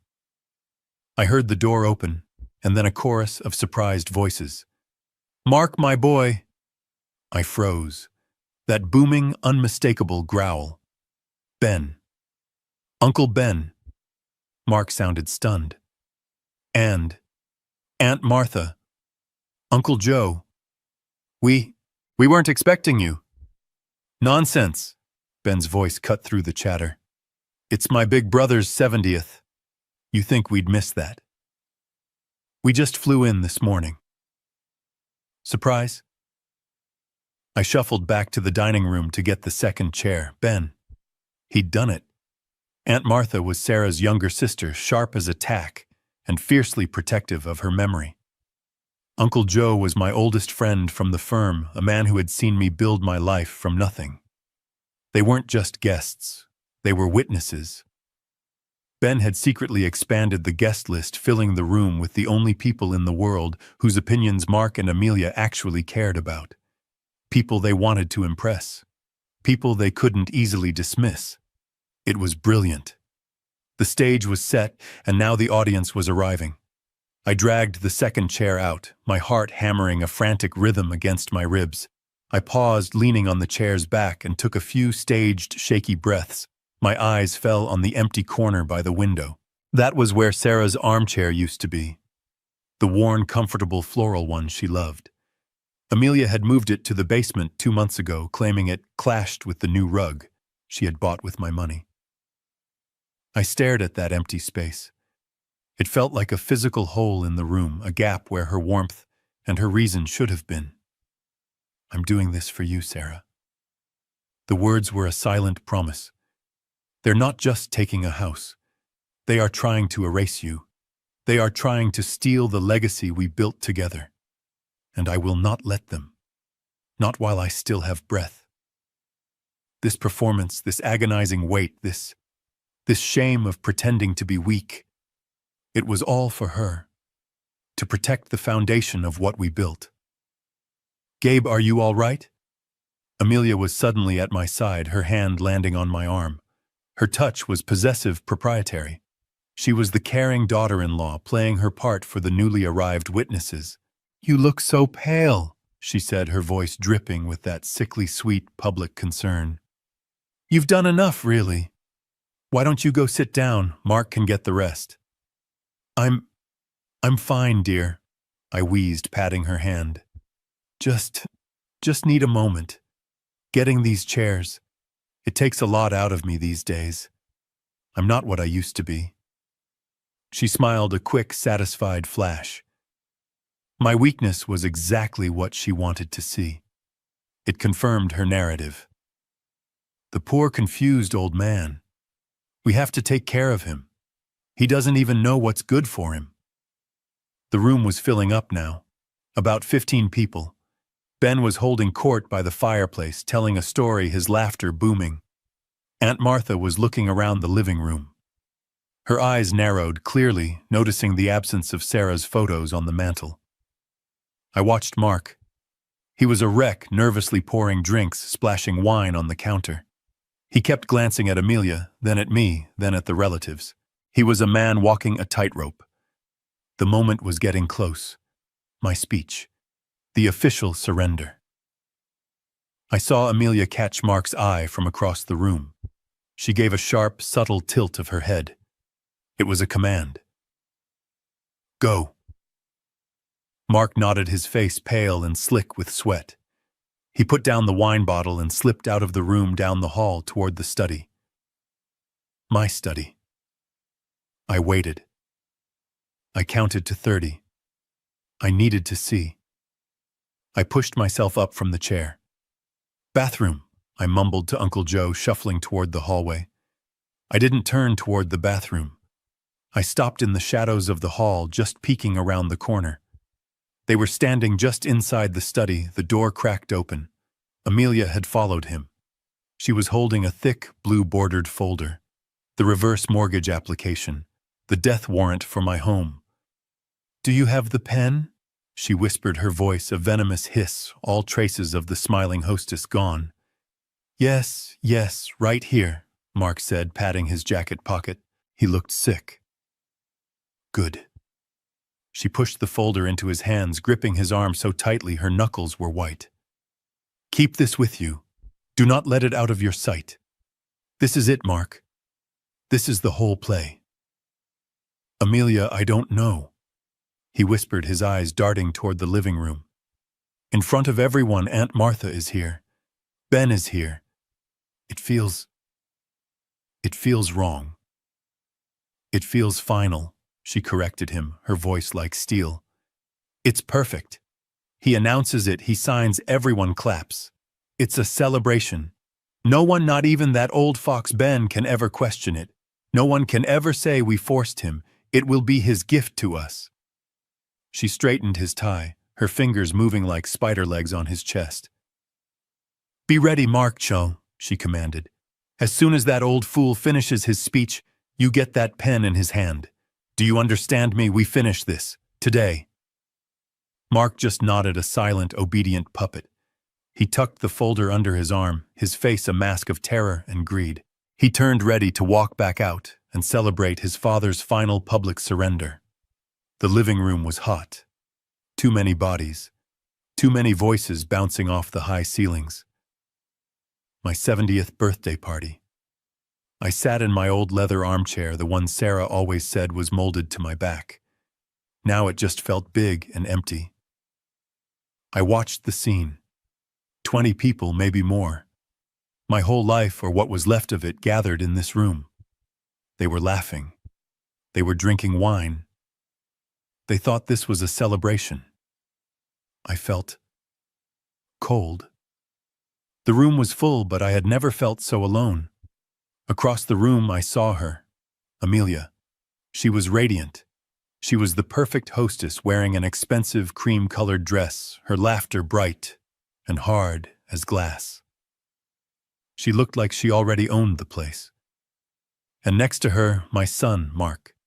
He had a fixed, brittle smile plastered on his face. He was a prince in a suit, but I knew he was just a puppet.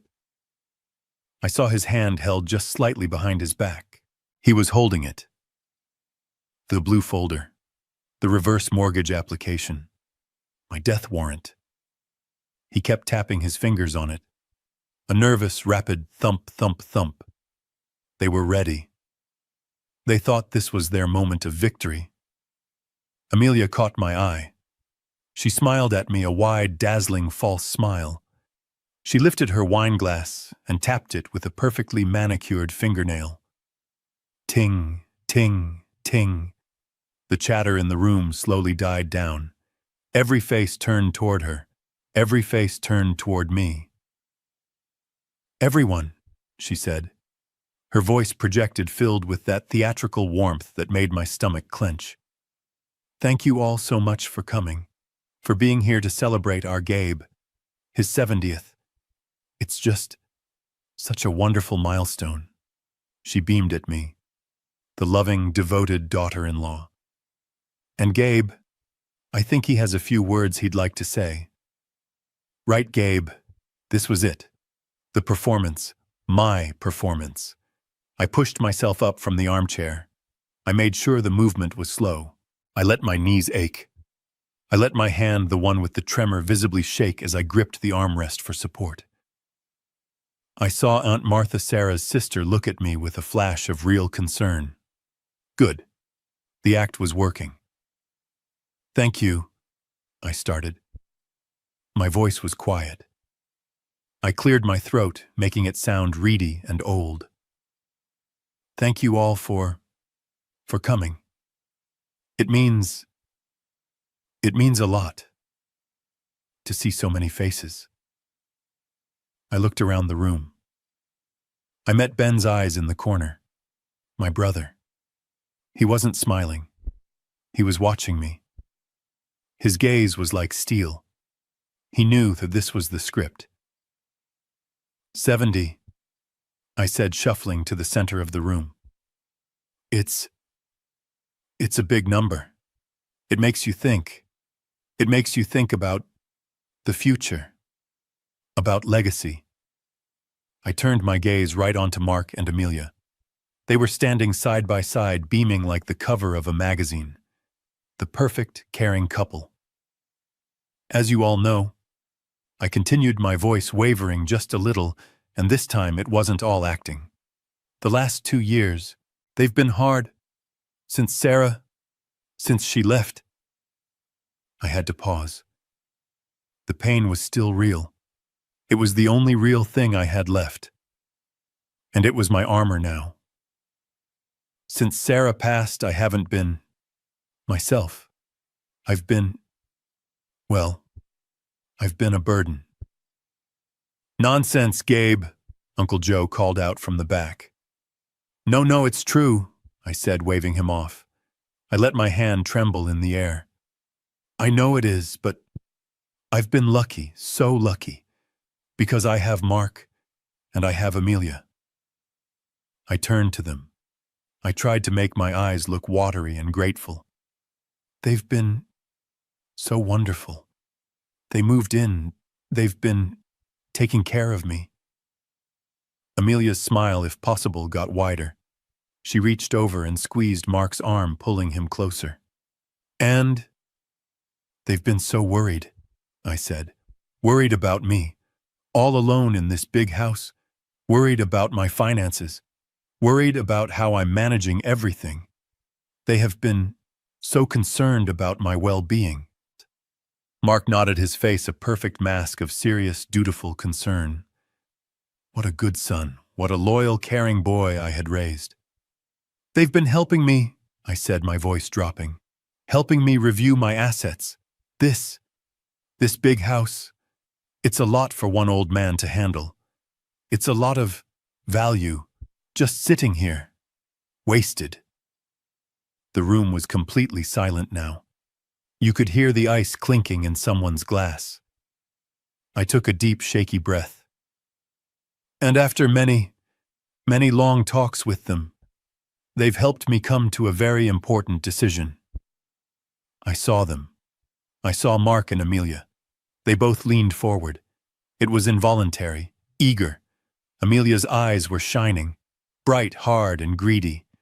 Mark was already shifting the blue folder in his hand, moving it from behind his back. I saw his other hand slip into his jacket pocket. I knew he was touching the pen. They were ready. They were vibrating with the wind. They helped me realize that it's time to make a change. So, I've made a decision about my will, a decision about the future of this house. They were smiling. They were so ready for their gift, so ready for their victory. I took one more shaky breath. I looked at Mark. I looked at Amelia. I made sure they could see the surrender, the final pathetic giving in. I've been so selfish, I said, my voice thick and wavering. But today, on my 70th birthday, I'm finally doing the right thing. Mark's smile was so wide it looked like it hurt his face. He was already pulling the blue folder out from under his arm, holding it ready by his side. Amelia was practically vibrating.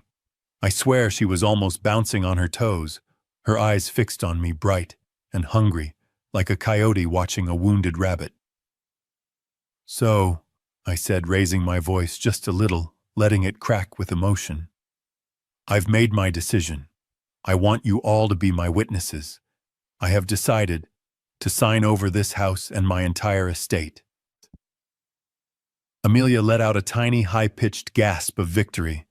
Mark took one step forward, his hand extending the folder.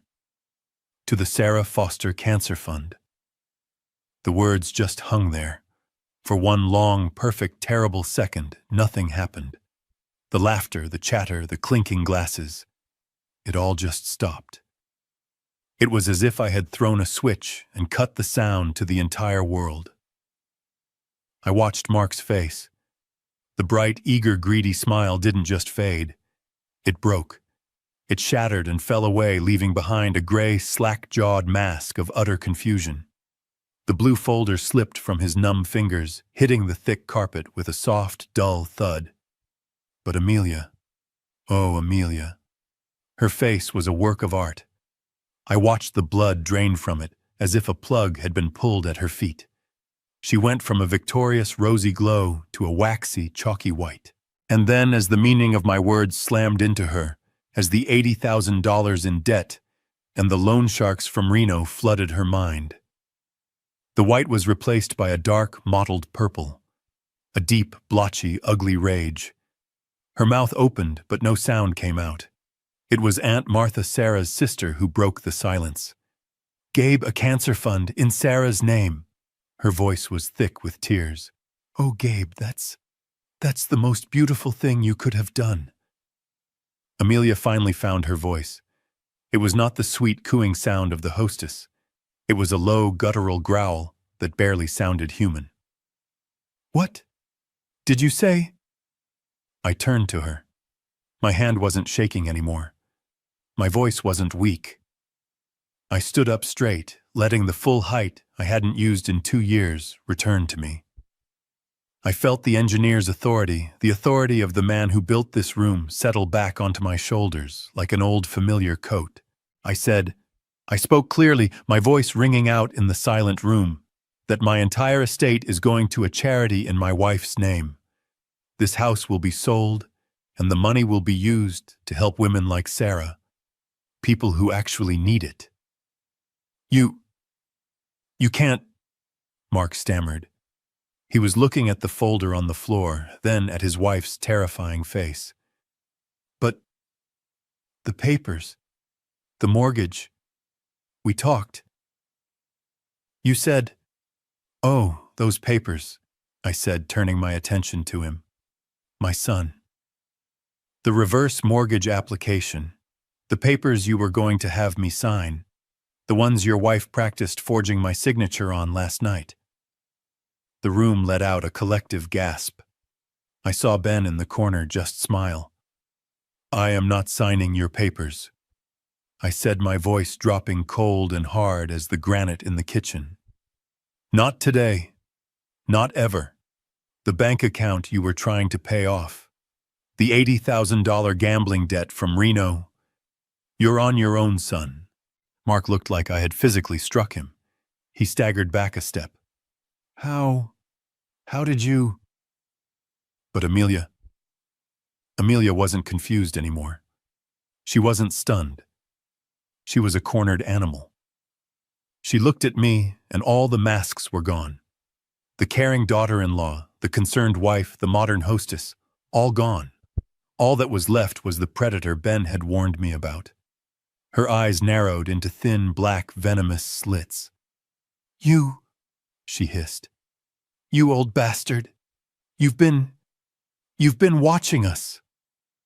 She said it, hissed it really, and the entire room froze again. All the guests, Aunt Martha, Uncle Joe, they just stared, their faces a mix of confusion and horror. They didn't understand. They didn't know what she was talking about. But Mark knew, and I knew. "Watching you," I said, taking a small, deliberate step toward her. I was no longer the frail old man. I was the man who had just taken back control of his life. "Yes, Amelia, I have been. I know all about the cameras, the ones in the kitchen, the one in my study." I saw Mark's hand fly to his mouth. He looked like he was going to be sick right there on the new carpet. "And I know all about your late-night phone calls," I continued, my voice cold and even cutting through the silence of the room. "In fact, I've been wondering, should I talk to the police about your Plan B, the one you're coordinating with your friend from Reno? The one about my accident." I looked at her right in her cold, dead eyes. "The one about the stairs." That was the word. That was the trigger. It wasn't a slow burn. It was an explosion.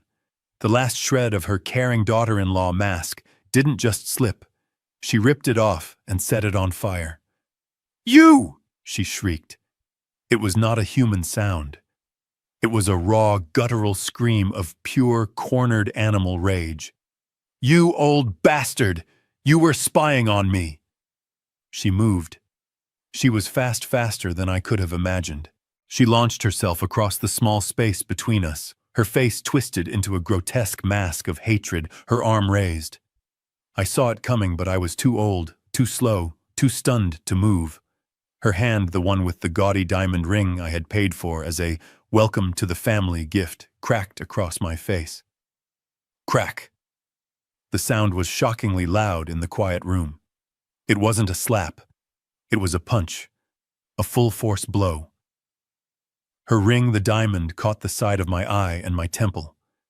The pain was electric, a blinding white-hot flash. It felt like my skull had split open. I staggered backward. The world tilted. I wasn't just unsteady. I was falling. I crashed sideways into the heavy oak chair I had dragged into the room earlier. The chair toppled over and I went down with it, a 70-year-old man collapsing in a heap of tangled limbs and splintered dignity right in the center of my own living room. The room erupted. I heard Aunt Martha scream. I heard Uncle Joe shout, "My God, Amelia, what have you done?" I was on the floor on my hands and knees. The side of my face was on fire. My eye was already swelling shut, hot, wet tears of pure, agonizing pain streaming from it. I could taste the metallic tang of blood in my mouth from where I'd bitten my tongue. I tried to push myself up, my hand slipping on the polished hardwood. But the physical pain, it was nothing. It was a dull, distant throb compared to what happened next. I looked up through my one good eye, searching. My son, Mark. I looked for my son.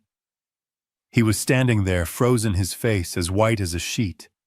He was staring at me on the floor, bleeding. He was staring at his wife, who was breathing heavily, her chest heaving, her hand still raised like a claw. "Mark," I gasped, reaching a hand out. "Mark, she hit me." This was it. The final choice. The ultimate test. His wife had just physically assaulted his father. He had to see. He had to see the monster he had aligned himself with. This was the moment he would wake up. This was the moment he would run to me.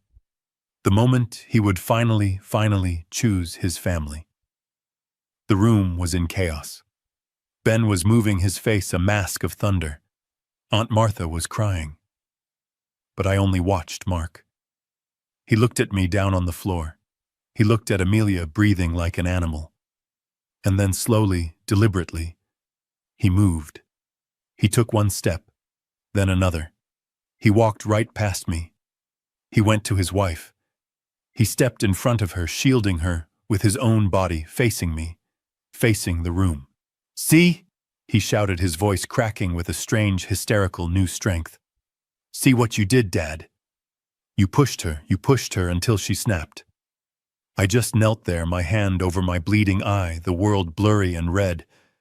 I stared up at my boy, my son. "Mark," I whispered again, the word a plea. "Mark, she just hit your father." He looked down at me, and his face, which had been pale and weak, hardened. He looked at Amelia and then back at me. And I saw something new in his eyes, something I had never seen before. Pride. He stood up taller. He puffed out his chest the same way he had when he was a boy, trying to look tough. He raised his voice not in a stammer, but in a proud, clear, ringing announcement. "That's my wife," he declared to the entire horrified room. She put him in his place. She finally taught him to shut up. She taught him what respect looks like. My heart didn't just break. It stopped. It turned to dust. The room fell silent again, a new, more profound silence of absolute shock. And then from the front door, a new sound. Clap. A single, slow, deliberate clap.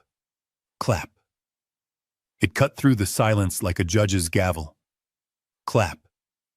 Every head turned.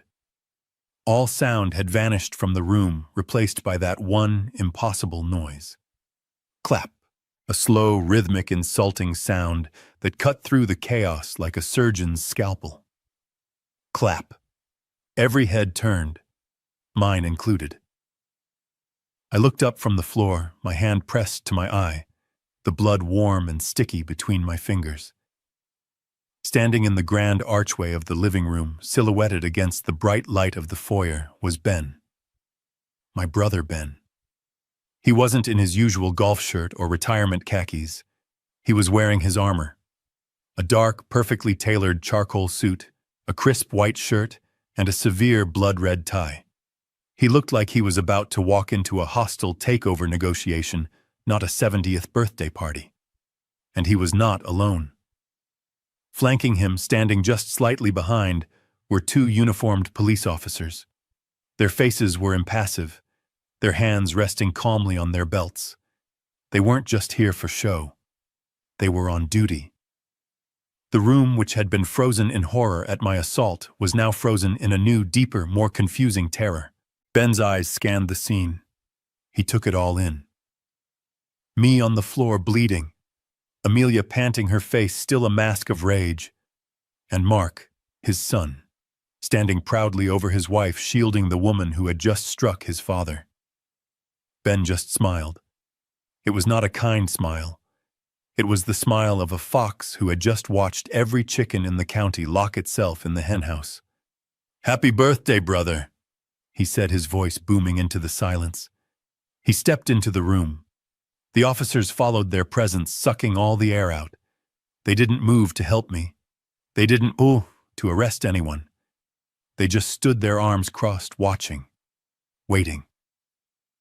Ben walked past Aunt Martha, who was sobbing into her hands. He walked past Uncle Joe, who looked like he'd seen a ghost. He walked right past me, still kneeling on the floor. He didn't even look down. He walked until he was standing directly in front of my son, directly in front of Mark. He stopped barely an inch from Mark's chest. Mark, who was taller than him, visibly shrank. The pride, the false strength, it all just evaporated. He was a terrified 12-year-old boy again. Ben just looked at him for a long, terrible second. Then he looked at Amelia, who was hiding behind Mark, her eyes wide with a new dawning panic. "That was quite a speech, nephew," Ben said, his voice soft, conversational, and absolutely lethal. "A real declaration. She taught him what respect looks like. She put him in his place so he'd finally shut up." Ben smiled again, that terrible, sharp-toothed smile. "I have to hand it to you, Mark. That is the first time in my 40-year legal career that I have ever heard a man or proudly so publicly admit to conspiracy to commit aggravated assault." Mark's face went completely blank. What are you talking about?" "Conspiracy," Ben said, as if explaining it to a child. "When your wife assaulted my client," he gestured vaguely at me on the floor, "and you stepped in to shield her. When you announced to a room full of witnesses," he gestured to Aunt Martha and Uncle Joe, "that you supported her actions. You made yourself her accomplice. Legally. That's what conspiracy means." Ben leaned in, his voice dropping to a whisper that everyone in the room could hear. "And you did it," he said, tapping Mark on the chest with one finger. "You did it all, in front of 3 active recording high-definition cameras." Amelia let out a small strangled sound. Mark's face, which had been pale with confusion, suddenly turned the color of ash. His eyes darted around the room, finally noticing the new clean smoke detector above the empty mantel. His gaze flew to the kitchen, to the small black USB charger plugged into the wall. Bomo, the island. The trap. He finally saw the trap. I was still on the floor. The pain from the blow was a dull, heavy throb, but it was nothing compared to the roaring in my ears. The room was a blur of motion. Aunt Martha was crying, her hands over her mouth. Uncle Joe was helping me, his hands firm under my arm, trying to lift me. "Gabe, my God, are you all right? Someone call the police." But I wasn't looking at him. I wasn't looking at anyone. My one good eye, the one that wasn't swelling shut, was locked on my son. Mark. He was standing frozen in the middle of the room. He was trembling, his face a ghostly white. Everyone was looking at him. This was the moment. The final absolute test. His father bleeding on the floor. His wife panting like a rabid animal, her hand still curled. He had to choose. The silence in the room was deafening, a vacuum waiting for him to fill it. "Mark," I whispered the word thick with blood and pain. "Son, help me." I saw his body tense. I saw his eyes wide with panic dart from me to her. Amelia wasn't looking at me. She was looking at him.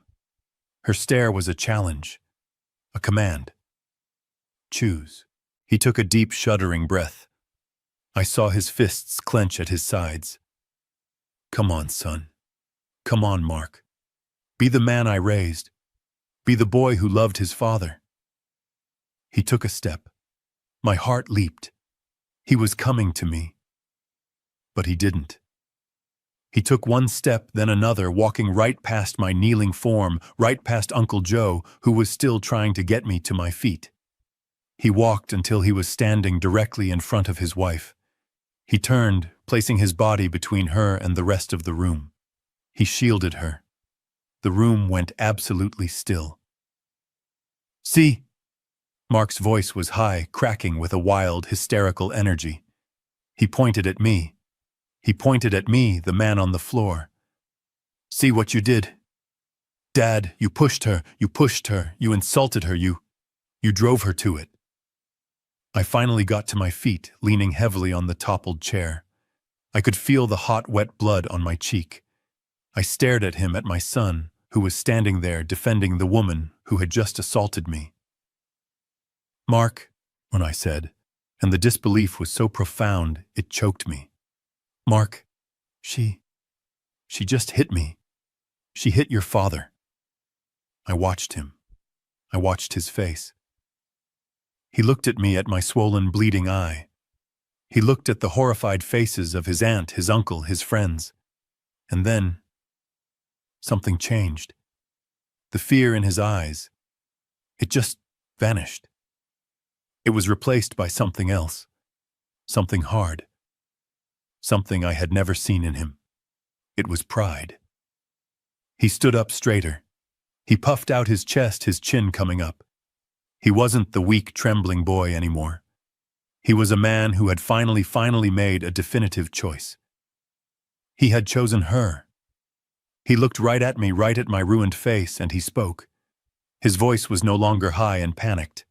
It was loud. It was clear. It was proud. "That's my wife," he announced, his voice ringing with conviction, projecting to every corner of the room. I saw Amelia just behind his shoulder. A small, slow, triumphant smile spread across her face. The smirk of a predator who had just watched her mate make his first kill. Mark didn't see it. He only saw me. "She did what she had to do," he shouted, his voice rising full of this new terrible strength. "She put him in his place. She finally taught him to shut up. She taught him what respect looks like. My son. My boy." He was proud. He was proud that his wife had beaten his father into silence. In that moment, the physical pain, the throbbing eye, the bleeding, it all just disappeared. It was replaced by a vast, cold emptiness. The space where my heart had been, the boy I had raised. He was gone. He was truly, finally gone. The last thread had been cut. The room was dead silent, frozen in the aftershock of his horrible, proud words. And then, from the front entryway, a new sound. Clap. A single, slow, deliberate clap. Clap. It was loud. It cut through the stunned silence like a gunshot. Clap. Every head, including Mark's and Amelia's, snapped toward the front door. Standing in the grand archway of the living room, silhouetted against the bright light of the hall, was my brother. Ben. He wasn't in his retirement polo shirt. He was wearing his armor.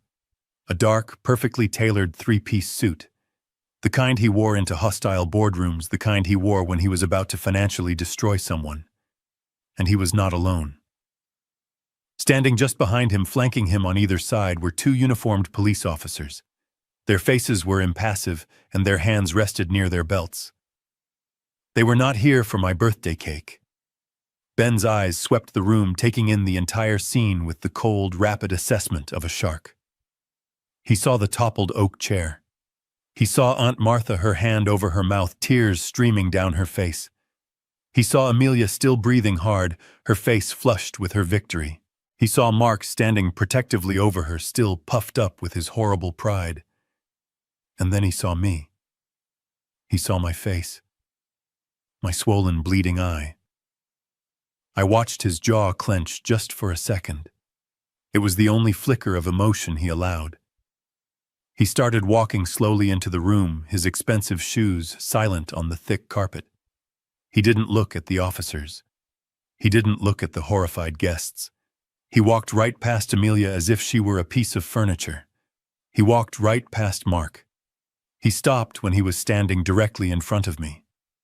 I was still leaning on the overturned chair, the room spinning, my face on fire. He looked at my eye.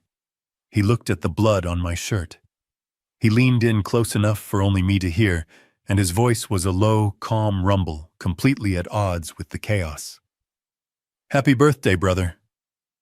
I just nodded, my one good eye fixed on him. I had never been so happy to see him in my life. Ben turned. He didn't face Amelia. Not yet. He turned and faced my son. He faced Mark. Mark was still standing there, defiant, his arms crossed over his chest. He looked at Ben, then at the officers, and I could see the confusion warring with his anger. "Uncle Ben," Mark said, his voice still trying to hold on to that false, aggressive strength. "What is this? What are the police doing here? This is a private family matter. You need to leave. You're trespassing." "Am I?" Ben said.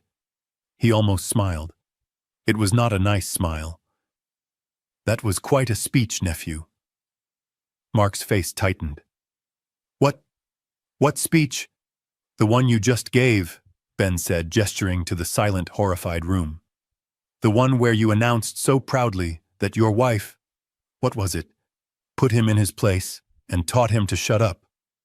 Ben took one casual step closer. Mark instinctively took a step back, bumping into Amelia. "You see, Mark," Ben continued, his voice dangerously soft, "I'm just a lawyer. I tend to think about things in legal terms. And what you just did right here in front of all of these witnesses," he gestured to Uncle Joe and Aunt Martha, who were watching, their faces pale. "What you just did was publicly admit to being an accomplice to assault and battery. Conspiracy to commit assault, actually. It's a felony." The pride, the hardness, all of it just shattered. The color drained from Mark's face. He looked like the weak, terrified boy he had always been. "What? That's ridiculous. I was defending my wife. He scared her." "Of course you were," Ben said, nodding as if agreeing with a child. "And the court will be fascinated to hear that. Especially when we play them the video." "Video." It wasn't Mark who spoke. It was Amelia. Her voice was a sharp, sudden shriek. "What video?" Ben turned. He finally looked at Amelia. He looked at her as if she were a bug he'd found on his shoe. He gave her that same cold, empty smile. "The video, my dear," he said, "from the 3 active motion-activated high-definition cameras that have been recording this entire room for the past 2 days. He pointed up. He pointed with one long, steady finger right at the smoke detector above the mantelpiece. The one I had installed. "That one," he said. He pointed to the USB charger I had plugged into the wall near the kitchen doorway. "That one." He pointed to another, a small black square I hadn't even known about, tucked neatly into the bookshelf, aimed at the exact spot where I had fallen. "And that one. All 3 are streaming live, by the way. Have been for 48 hours. He turned back to Mark and Amelia. Their faces. My God, their faces. It wasn't confusion anymore. It wasn't just panic. It was the sudden, sickening, absolute realization of a trap sprung. It was the look of 2 animals who had been so focused on their prey that they had just heard the click of the cage door locking permanently behind them. Amelia's face, that mask of pure, primal panic, flickered.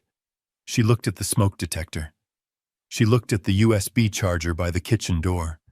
She looked at Ben. Her mind was scrambling, calculating, trying to find an escape route. She saw the 2 officers take a deliberate step forward, their hands now off their belts, ready. And so she did the only thing she could. She lied. "You can't," she shrieked, her voice so high and thin it barely sounded human. "You can't prove anything. It's illegal. You can't record me in my own home. It's inadmissible. Mark beside her just looked like he was going to be sick. Ben actually chuckled. It was a low, cold, terrible sound. Inadmissible. My dear, this isn't a simple divorce proceeding. This is a criminal investigation. And in this state, consent is only required from one party in a conversation.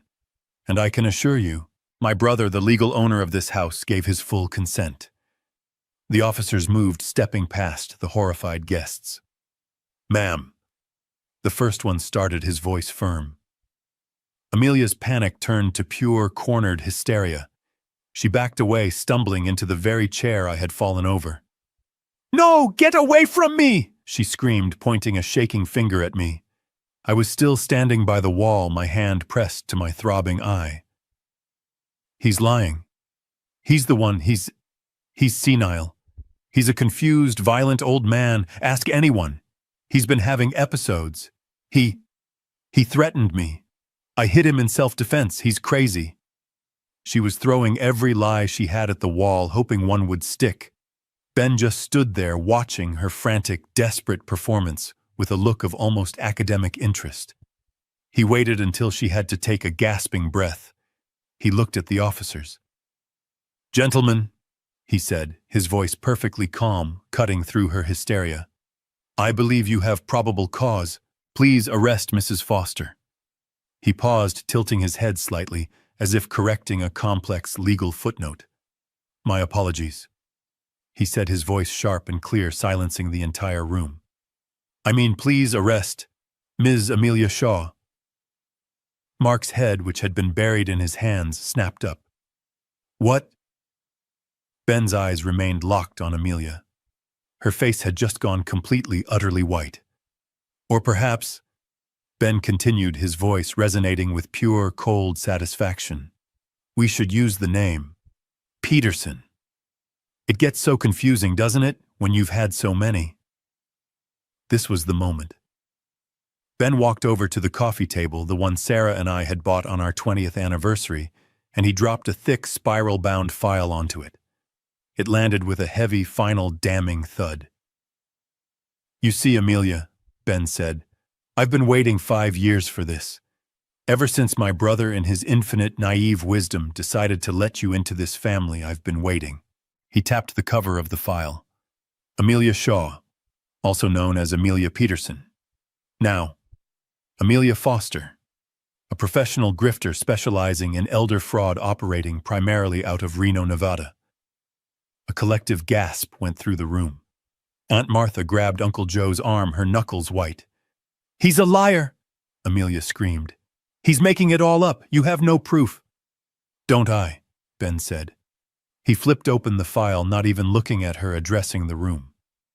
Husband number 1, Richard Peterson, aged 64, a small business owner, married 2013, died 2014.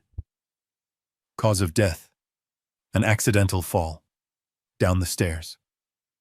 Left you a house and a tidy insurance policy. Mark was staring at her, his mouth open, a small choked sound coming from his throat. Amelia. What is he? Ben didn't let him finish. His voice was a hammer. Husband number 2, Frank Shaw, aged 68, a retired trucker, married 2016, died. Oh, just 18 months later, 2018. Cause of death, accidental food poisoning, botulism, so terribly unlucky. He left you his entire pension fund and his life savings. Ben finally looked up from the file, his eyes drilling into hers. 2 husbands, both in their 60s, both dead from convenient accidents within 2 years of marrying you. And then, you meet my brother, 70 years old, recently widowed, sitting alone in a paid-for house worth $1.5 million. He slammed the file shut, the sound echoing the crack of her hand against my face. You didn't just have bad luck, Amelia. You have a playbook, and you just tried to run the same play on a Foster. Unlucky for you, he said, his voice dropping to a whisper. This family, has lawyers. The first officer took her arm. "Ma'am, you need to come with us." "No, get off me!" she shrieked, trying to pull away her expensive dress twisting. Mark, do something. Tell them he's lying. Tell them you love me." Mark was completely paralyzed. He was staring at her, his face a mask of dawning sickening horror. He looked broken. "Amelia," he whispered. His voice was that of a small, lost child. What is he talking about? Fell downstairs? Food poisoning? What did you—" Ben stepped in, his voice sharp, cutting off Mark's pathetic stammering. "Oh, she'll have plenty of time to explain it to you, Mark," Ben said, his eyes drilling into my son. "Unless, of course, you'd rather she talk about your little secret." Mark flinched as if he'd been slapped. "Or perhaps," Ben continued, "you want to be the one to tell your Aunt Martha and Uncle Joe about the $80,000 gambling debt you owe to a certain loan shark in Reno." Mark just collapsed. It wasn't a physical fall, but an internal one. The last ounce of his pride, his fabricated anger, just evaporated, leaving a hollow, trembling shell. He stared at Ben, his mouth opening and closing silently. He turned his head slowly, mechanically, to look at Amelia. She was standing rigid, held firmly by the officer, her face a mask of pure, silent fury. "Reno," Mark whispered, his voice cracking. Gambling debt." He was looking at her, his eyes wide and vacant, with a dawning, sickening understanding. You told me it was an investment. A short-term bridge loan for your online business. You lied to me." Amelia just spat at him. "You idiot. You weak, pathetic idiot. You believed me." I pushed myself away from the wall. The room was still spinning. My eye was a massive, throbbing ball of pain, but I didn't care. I needed him to see me. I needed to finish this. I walked forward past Aunt Martha's gasp, past Uncle Joe's steadying hand. I stopped right in front of my son. I let him look at my face, at the blood on my cheek, at the eye that was already swollen completely shut. "We know everything, son," I said. My voice was quiet, rough, and dead. He flinched, finally looking at my injury, finally registering what his wife had done. "Dad, I didn't—" "We have the video, Mark," I said, cutting him off. The time for his excuses was over. "We have the recording from the study, from 2 nights ago." His face, if possible, went even paler. He looked like a man who had just seen a ghost. "We have the video of you and her," I said, letting the words land hard and heavy, sitting at my desk, practicing my signature for the loan applications. "We have the video of you holding the paper steady for her." "Oh, Mark," Aunt Martha whispered from behind me. It was a sound of pure, profound disappointment. "That's called conspiracy to commit felony fraud, nephew." Ben's voice boomed from the side. He had moved to stand beside me, a united front. He was the law. I was the victim. "It's also wire fraud." Ben continued, ticking points off on his fingers. "It's elder abuse, it's forgery, and it's all on a high-definition audio and video feed that is already in the possession of the district attorney's office. We just showed them." Mark looked back and forth between us, his mind clearly unable to process the speed of his downfall. "She was the architect," Ben said, gesturing with his chin toward Amelia, who was now just staring at the floor, silent. "No doubt. She's the professional. She's the one with the history of dead husbands and convenient accidents. She's the one who was planning to push you down the stairs, Gabe." A low moan came from the guests in the room. "But you—" Ben took a step closer to Mark, his voice dropping to a low, terrible growl. "You, Mark, you were the accomplice. You were the inside man. You were the key." "No," Mark choked out. She made me. The debt. The loan sharks. She didn't make you do anything," I said, my voice rising. She didn't make you turn your back when she assaulted your father. She didn't make you stand there and proudly announce to a room full of people that she was right to do it. I jabbed a finger at him, my whole hand shaking with the force of my rage. That was you. That was your choice. She gave you the opportunity, and you chose. You chose her. You chose the money. You chose this poison, over your own blood. The second officer, who had been standing back, moved forward. Ms. Shaw, he said, his voice flat and bored, you are under arrest for assault, conspiracy to commit fraud, and suspicion of attempted murder. Please put your hands behind your back.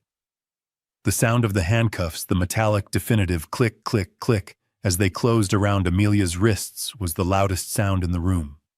She didn't fight. She didn't scream anymore. The performance was over. She just stood there, limp, defeated. Mark watched it.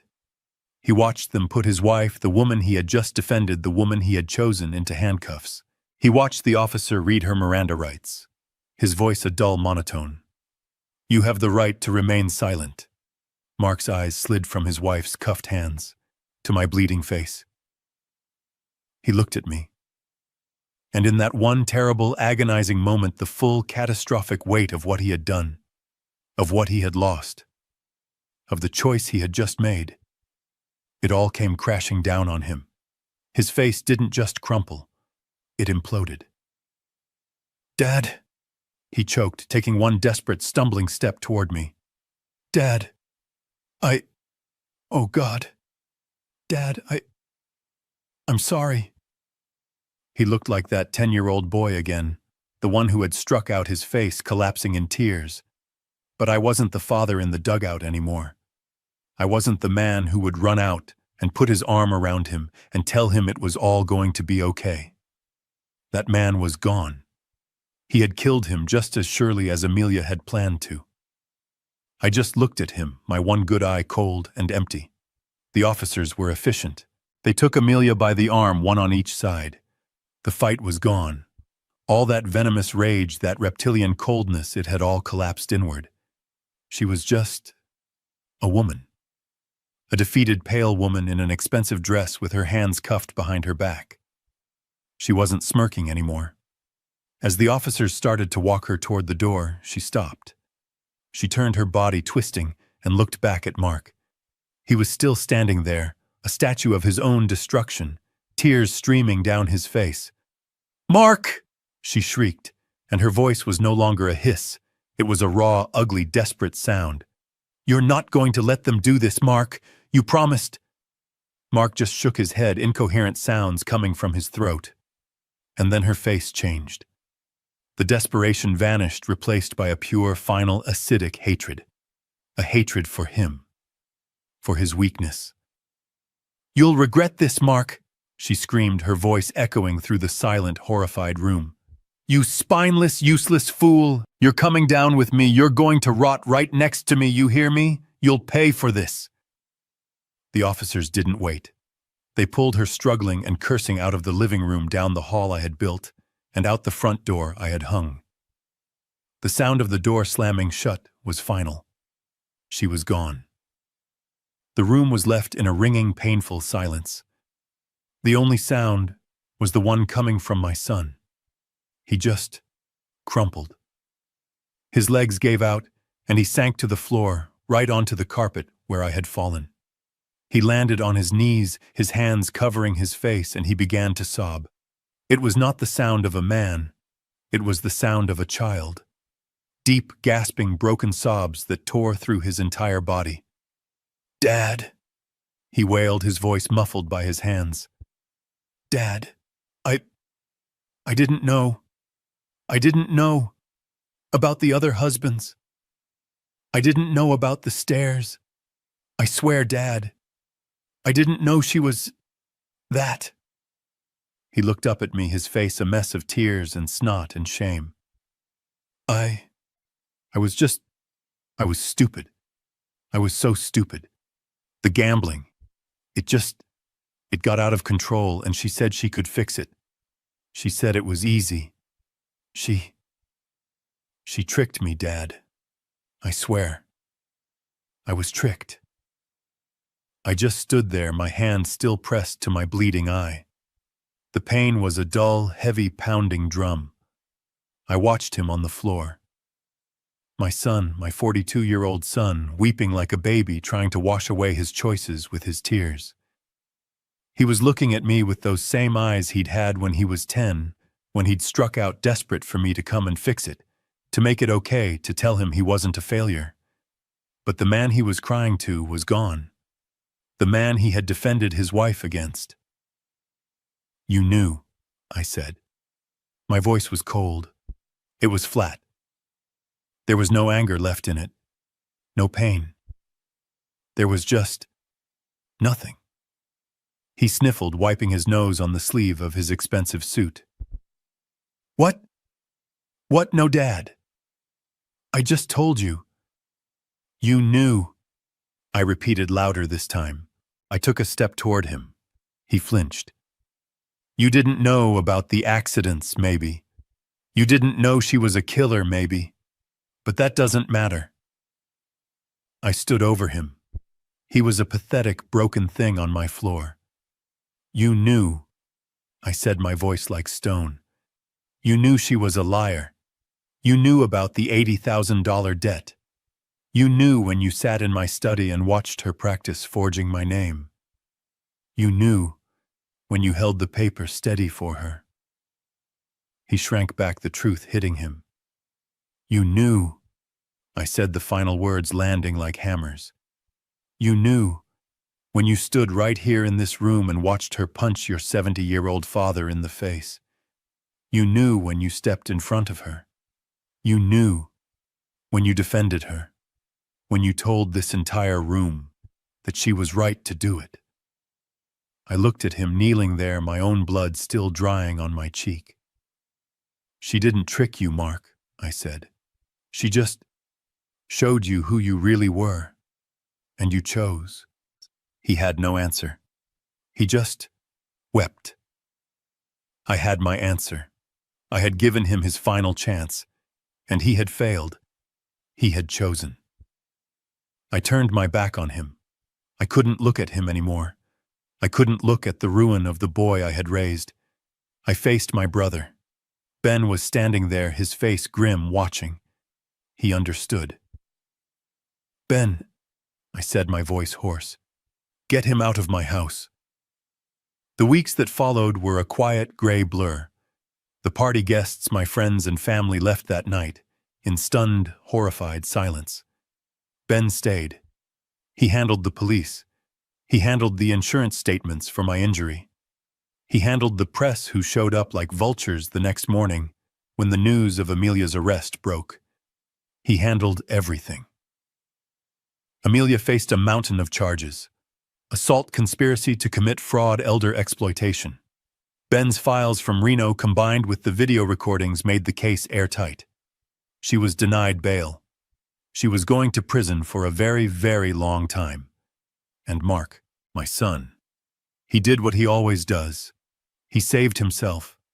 Faced with his own conspiracy and fraud charges, he crumbled.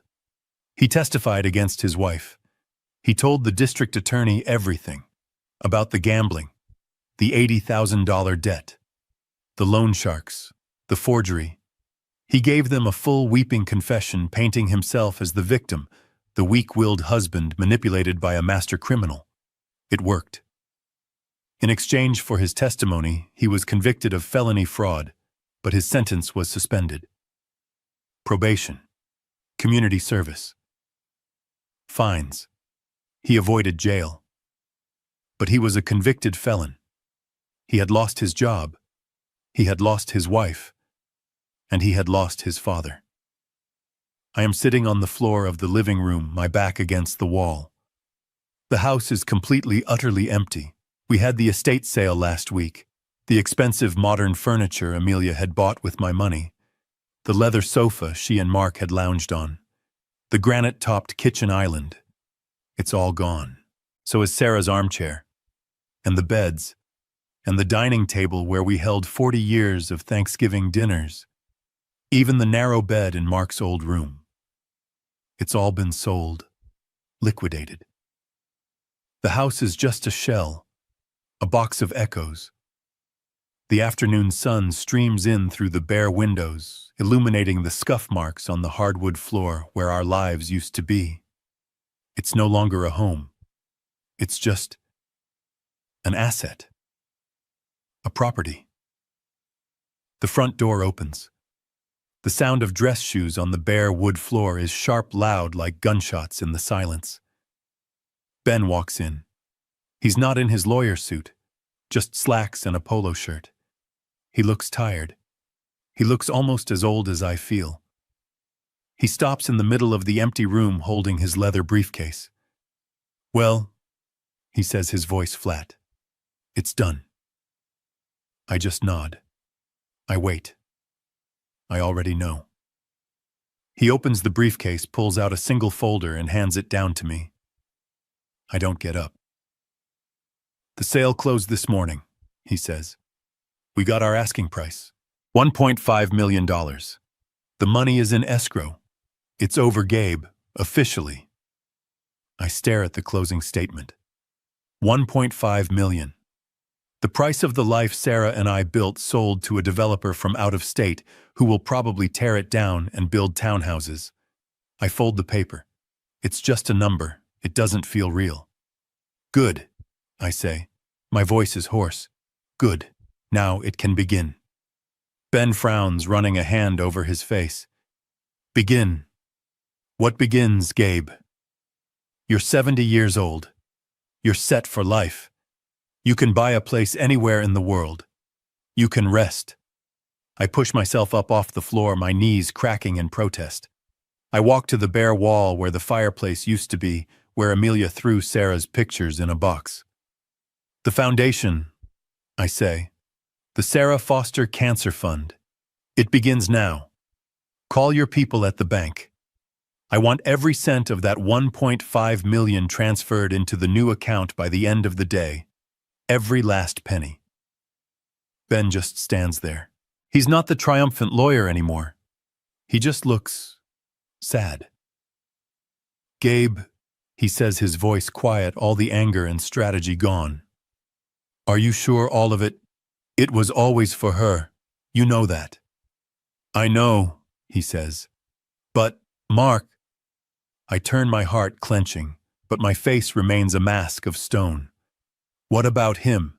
He's your son," Ben insists, almost pleading. "He's a convicted felon with no job, no wife, and not a dollar to his name.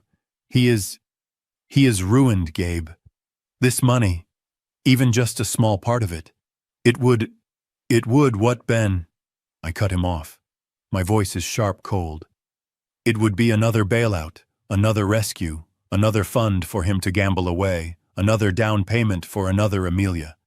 "He is your son," Ben says again, as if the word itself is a magic spell that should fix everything. "He's your blood. He's all you have left." I look at my brother, the old fox, the man who saved my life, and he still, after all this, doesn't understand. I walk to the window, looking out at the bare brown yard, the yard where I taught Mark to ride his bike. The yard where he stood over me, defending the woman who had just struck me. He made his choice, Ben. My voice is final. There is no anger in it, no pain, just the same vast, cold emptiness as the room around me. He made his choice. The sun is different here. In my new apartment, it comes in clean through a wide, spotless balcony door, illuminating the pale, calm beige walls. It doesn't cast the long accusatory shadows that the old house did. It's quiet. I live on the 12th floor. I don't hear the slam of kitchen cabinets, the hiss of whispered arguments through an oak door, or the crunch of tires on a gravel driveway. I just hear the distant, gentle hum of the city, which is its own kind of peace. It has been 1 year. I am sitting at a simple wooden desk. It is not the grand mahogany fortress I once had. It is just a desk. In front of me are grant applications. I look at the letterhead. The Sarah Foster Cancer Fund. It's real. Ben made it real. The $1.5 million we got from that empty, echoing shell of a house is now here in this fund working. It's helping women at the county hospital paying for treatments they can't afford. It's buying new equipment for the oncology wing. Sarah's legacy. It's the only thing that makes sense anymore. I am 71 years old. I volunteer here at the Foundation's small administrative office 3 days a week. It gives me a place to go. It gives me a purpose that isn't just surviving. The intercom on the wall buzzes.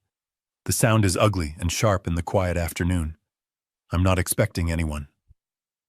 Ben is in court. The social worker isn't due until tomorrow. I press the button. Yes. There's a long, static-filled pause. Dad. The voice is thin, hesitant. I haven't heard it in 12 months. Not since the sentencing. Dad, it's Mark. Can I come up? Just for a minute. Please. My hand freezes on the desk. My pen stops moving. I should say no. Ben would tell me to say no. Ben would tell me to hang up. I'm not here to. I just need to see you. I press the button to unlock the lobby door. I don't know why. Maybe because after everything he is still my son. Or maybe I just need to see what a year of consequences looks like. I wait. I don't go to the door. I just sit at my desk, my heart a slow, heavy drum against my ribs. I hear the elevator ding down the hall. I hear the soft shuffling footsteps. He's hesitant. He's afraid. Good. He should be. A quiet knock. It's open? I call out. The door opens slowly, just a few inches. He peeks his head in as if expecting me to throw something at him. Dad. He steps inside and I almost don't recognize him. The man I remember, the one who stood proudly and defended his wife. He was soft. He was puffed up with easy living and entitlement. His suits were expensive. His face was smooth. This man is 10 years older. His hair is thinner, cut short, ruthlessly practical. The expensive suit is gone. He's wearing a simple, worn flannel work shirt, faded jeans, and heavy work boots caked with dirt. He is thin, not unhealthy, but weathered. The softness is gone, burned away. He's holding something in his hand. He's clutching it so tightly, his knuckles are white. He just stands there by the door, not daring to come further into the room. What do you want, Mark? I ask. My voice is flat. Not angry, not sad, just tired. I wanted you to see this, he says. His voice is rough. He takes a step forward and holds out his hand. It's a chip, a small bronze-colored, cheap-looking coin. It's my 1-year chip, he says, his voice cracking. From GA, Gamblers Anonymous. 1 year. Today. I look at the coin. 1 year of not being the man who lost $80,000. 1 year of not holding the paper steady. 365 days of choosing not to be the man who defended his wife's violence. He looks at his shoes. They are old, cracked leather. Dad, he says, the words rushing out of him, desperate. I am not here for money. I swear. I swear on Mom's memory. I'm not here to ask for anything. I don't want anything. Then why are you here, Mark? I wanted to tell you. He takes a deep, ragged breath. I'm working. I got a job. At the lumber yard. Out by the highway. In the receiving department. He looks up at me, his eyes clear for the first time in his life. It's manual labor. It's heavy. I unload trucks all day. But it's honest, Dad. It's honest work. I get a paycheck. A real one. And, and I'm paying my fines. My community service is done. He looks back down at the chip in his hand. And I'm sorry, he whispers. The words are so quiet I almost don't hear them. I'm so sorry, I know. I know I'm weak. I know I'm papa. I know I always was. I was a coward. I was so scared. Of her, of the debt, of you, of failing you. He finally looks me in the eye, and his are full of tears. But he's not sobbing. He's not the broken child on the floor. He's just a man telling a terrible truth. I'm sorry for all of it. I'm sorry I let her in. I'm sorry I held the paper. I'm sorry I defended her. When she hit you. That was the worst. I'm sorry, Dad. For everything. I look at him. I look at the work boots. I look at the hands that are no longer soft but chapped and rough. I look at the 1-year chip. I let out a breath I didn't even know I was holding. The anger. The white-hot, burning, acidic rage that has been my companion for this past year. The rage that I woke up with and went to sleep with. It's gone. It's just gone. All that's left is this vast, cold, quiet emptiness. And him, the ruin of my son. Weakness is a choice, Mark, I say. My voice is quiet. I've learned that. It's a choice just like strength is. He just nods, swallowing, accepting it. I know I'm trying to choose better. I turn away from him. I look at the papers on my desk. The grant applications for the foundation. Sarah's foundation. I didn't plan on this. I say mostly to myself. I didn't plan on ever seeing you again. I pick up my pen. I look at the logo. The Sarah Foster Cancer Fund. The foundation. We need a part-time administrator, I say. The words are coming out before I've even formed them. It's just data entry, filing applications, basic office work. It pays minimum wage. It's 20 hours a week. It's not heavy, but it's honest. He just stares at me, his face blank with shock. Dad. What? It's not a gift, I say, cutting him off. I turn in my chair to face him fully. It's a job, and it comes with conditions. You will not be late. You will not make excuses, and you will not ever lie to me again. I pause, letting the last, most important part land. And you will report directly to your Uncle Ben. I watch him. This is the test. Minimum wage. Reporting to the man who orchestrated his downfall. He doesn't hesitate. He doesn't look at the floor. He doesn't make an excuse. He just nods, the tears finally overflowing, tracking clean lines through the day's grime on his face. Yes, he says, his voice thick. Okay. Yes. Thank you, Dad. Thank you. I turn back to my desk. I pick up my pen. I can't look at him anymore. Don't thank me, I say, my voice rough. Thank your mother. She's the one giving you this chance. Her fund, her rules. I point with my pen to the door. Be here Monday, 8 a.m. sharp. Don't be late. Ben hates it when people are late. I will be. Thank you.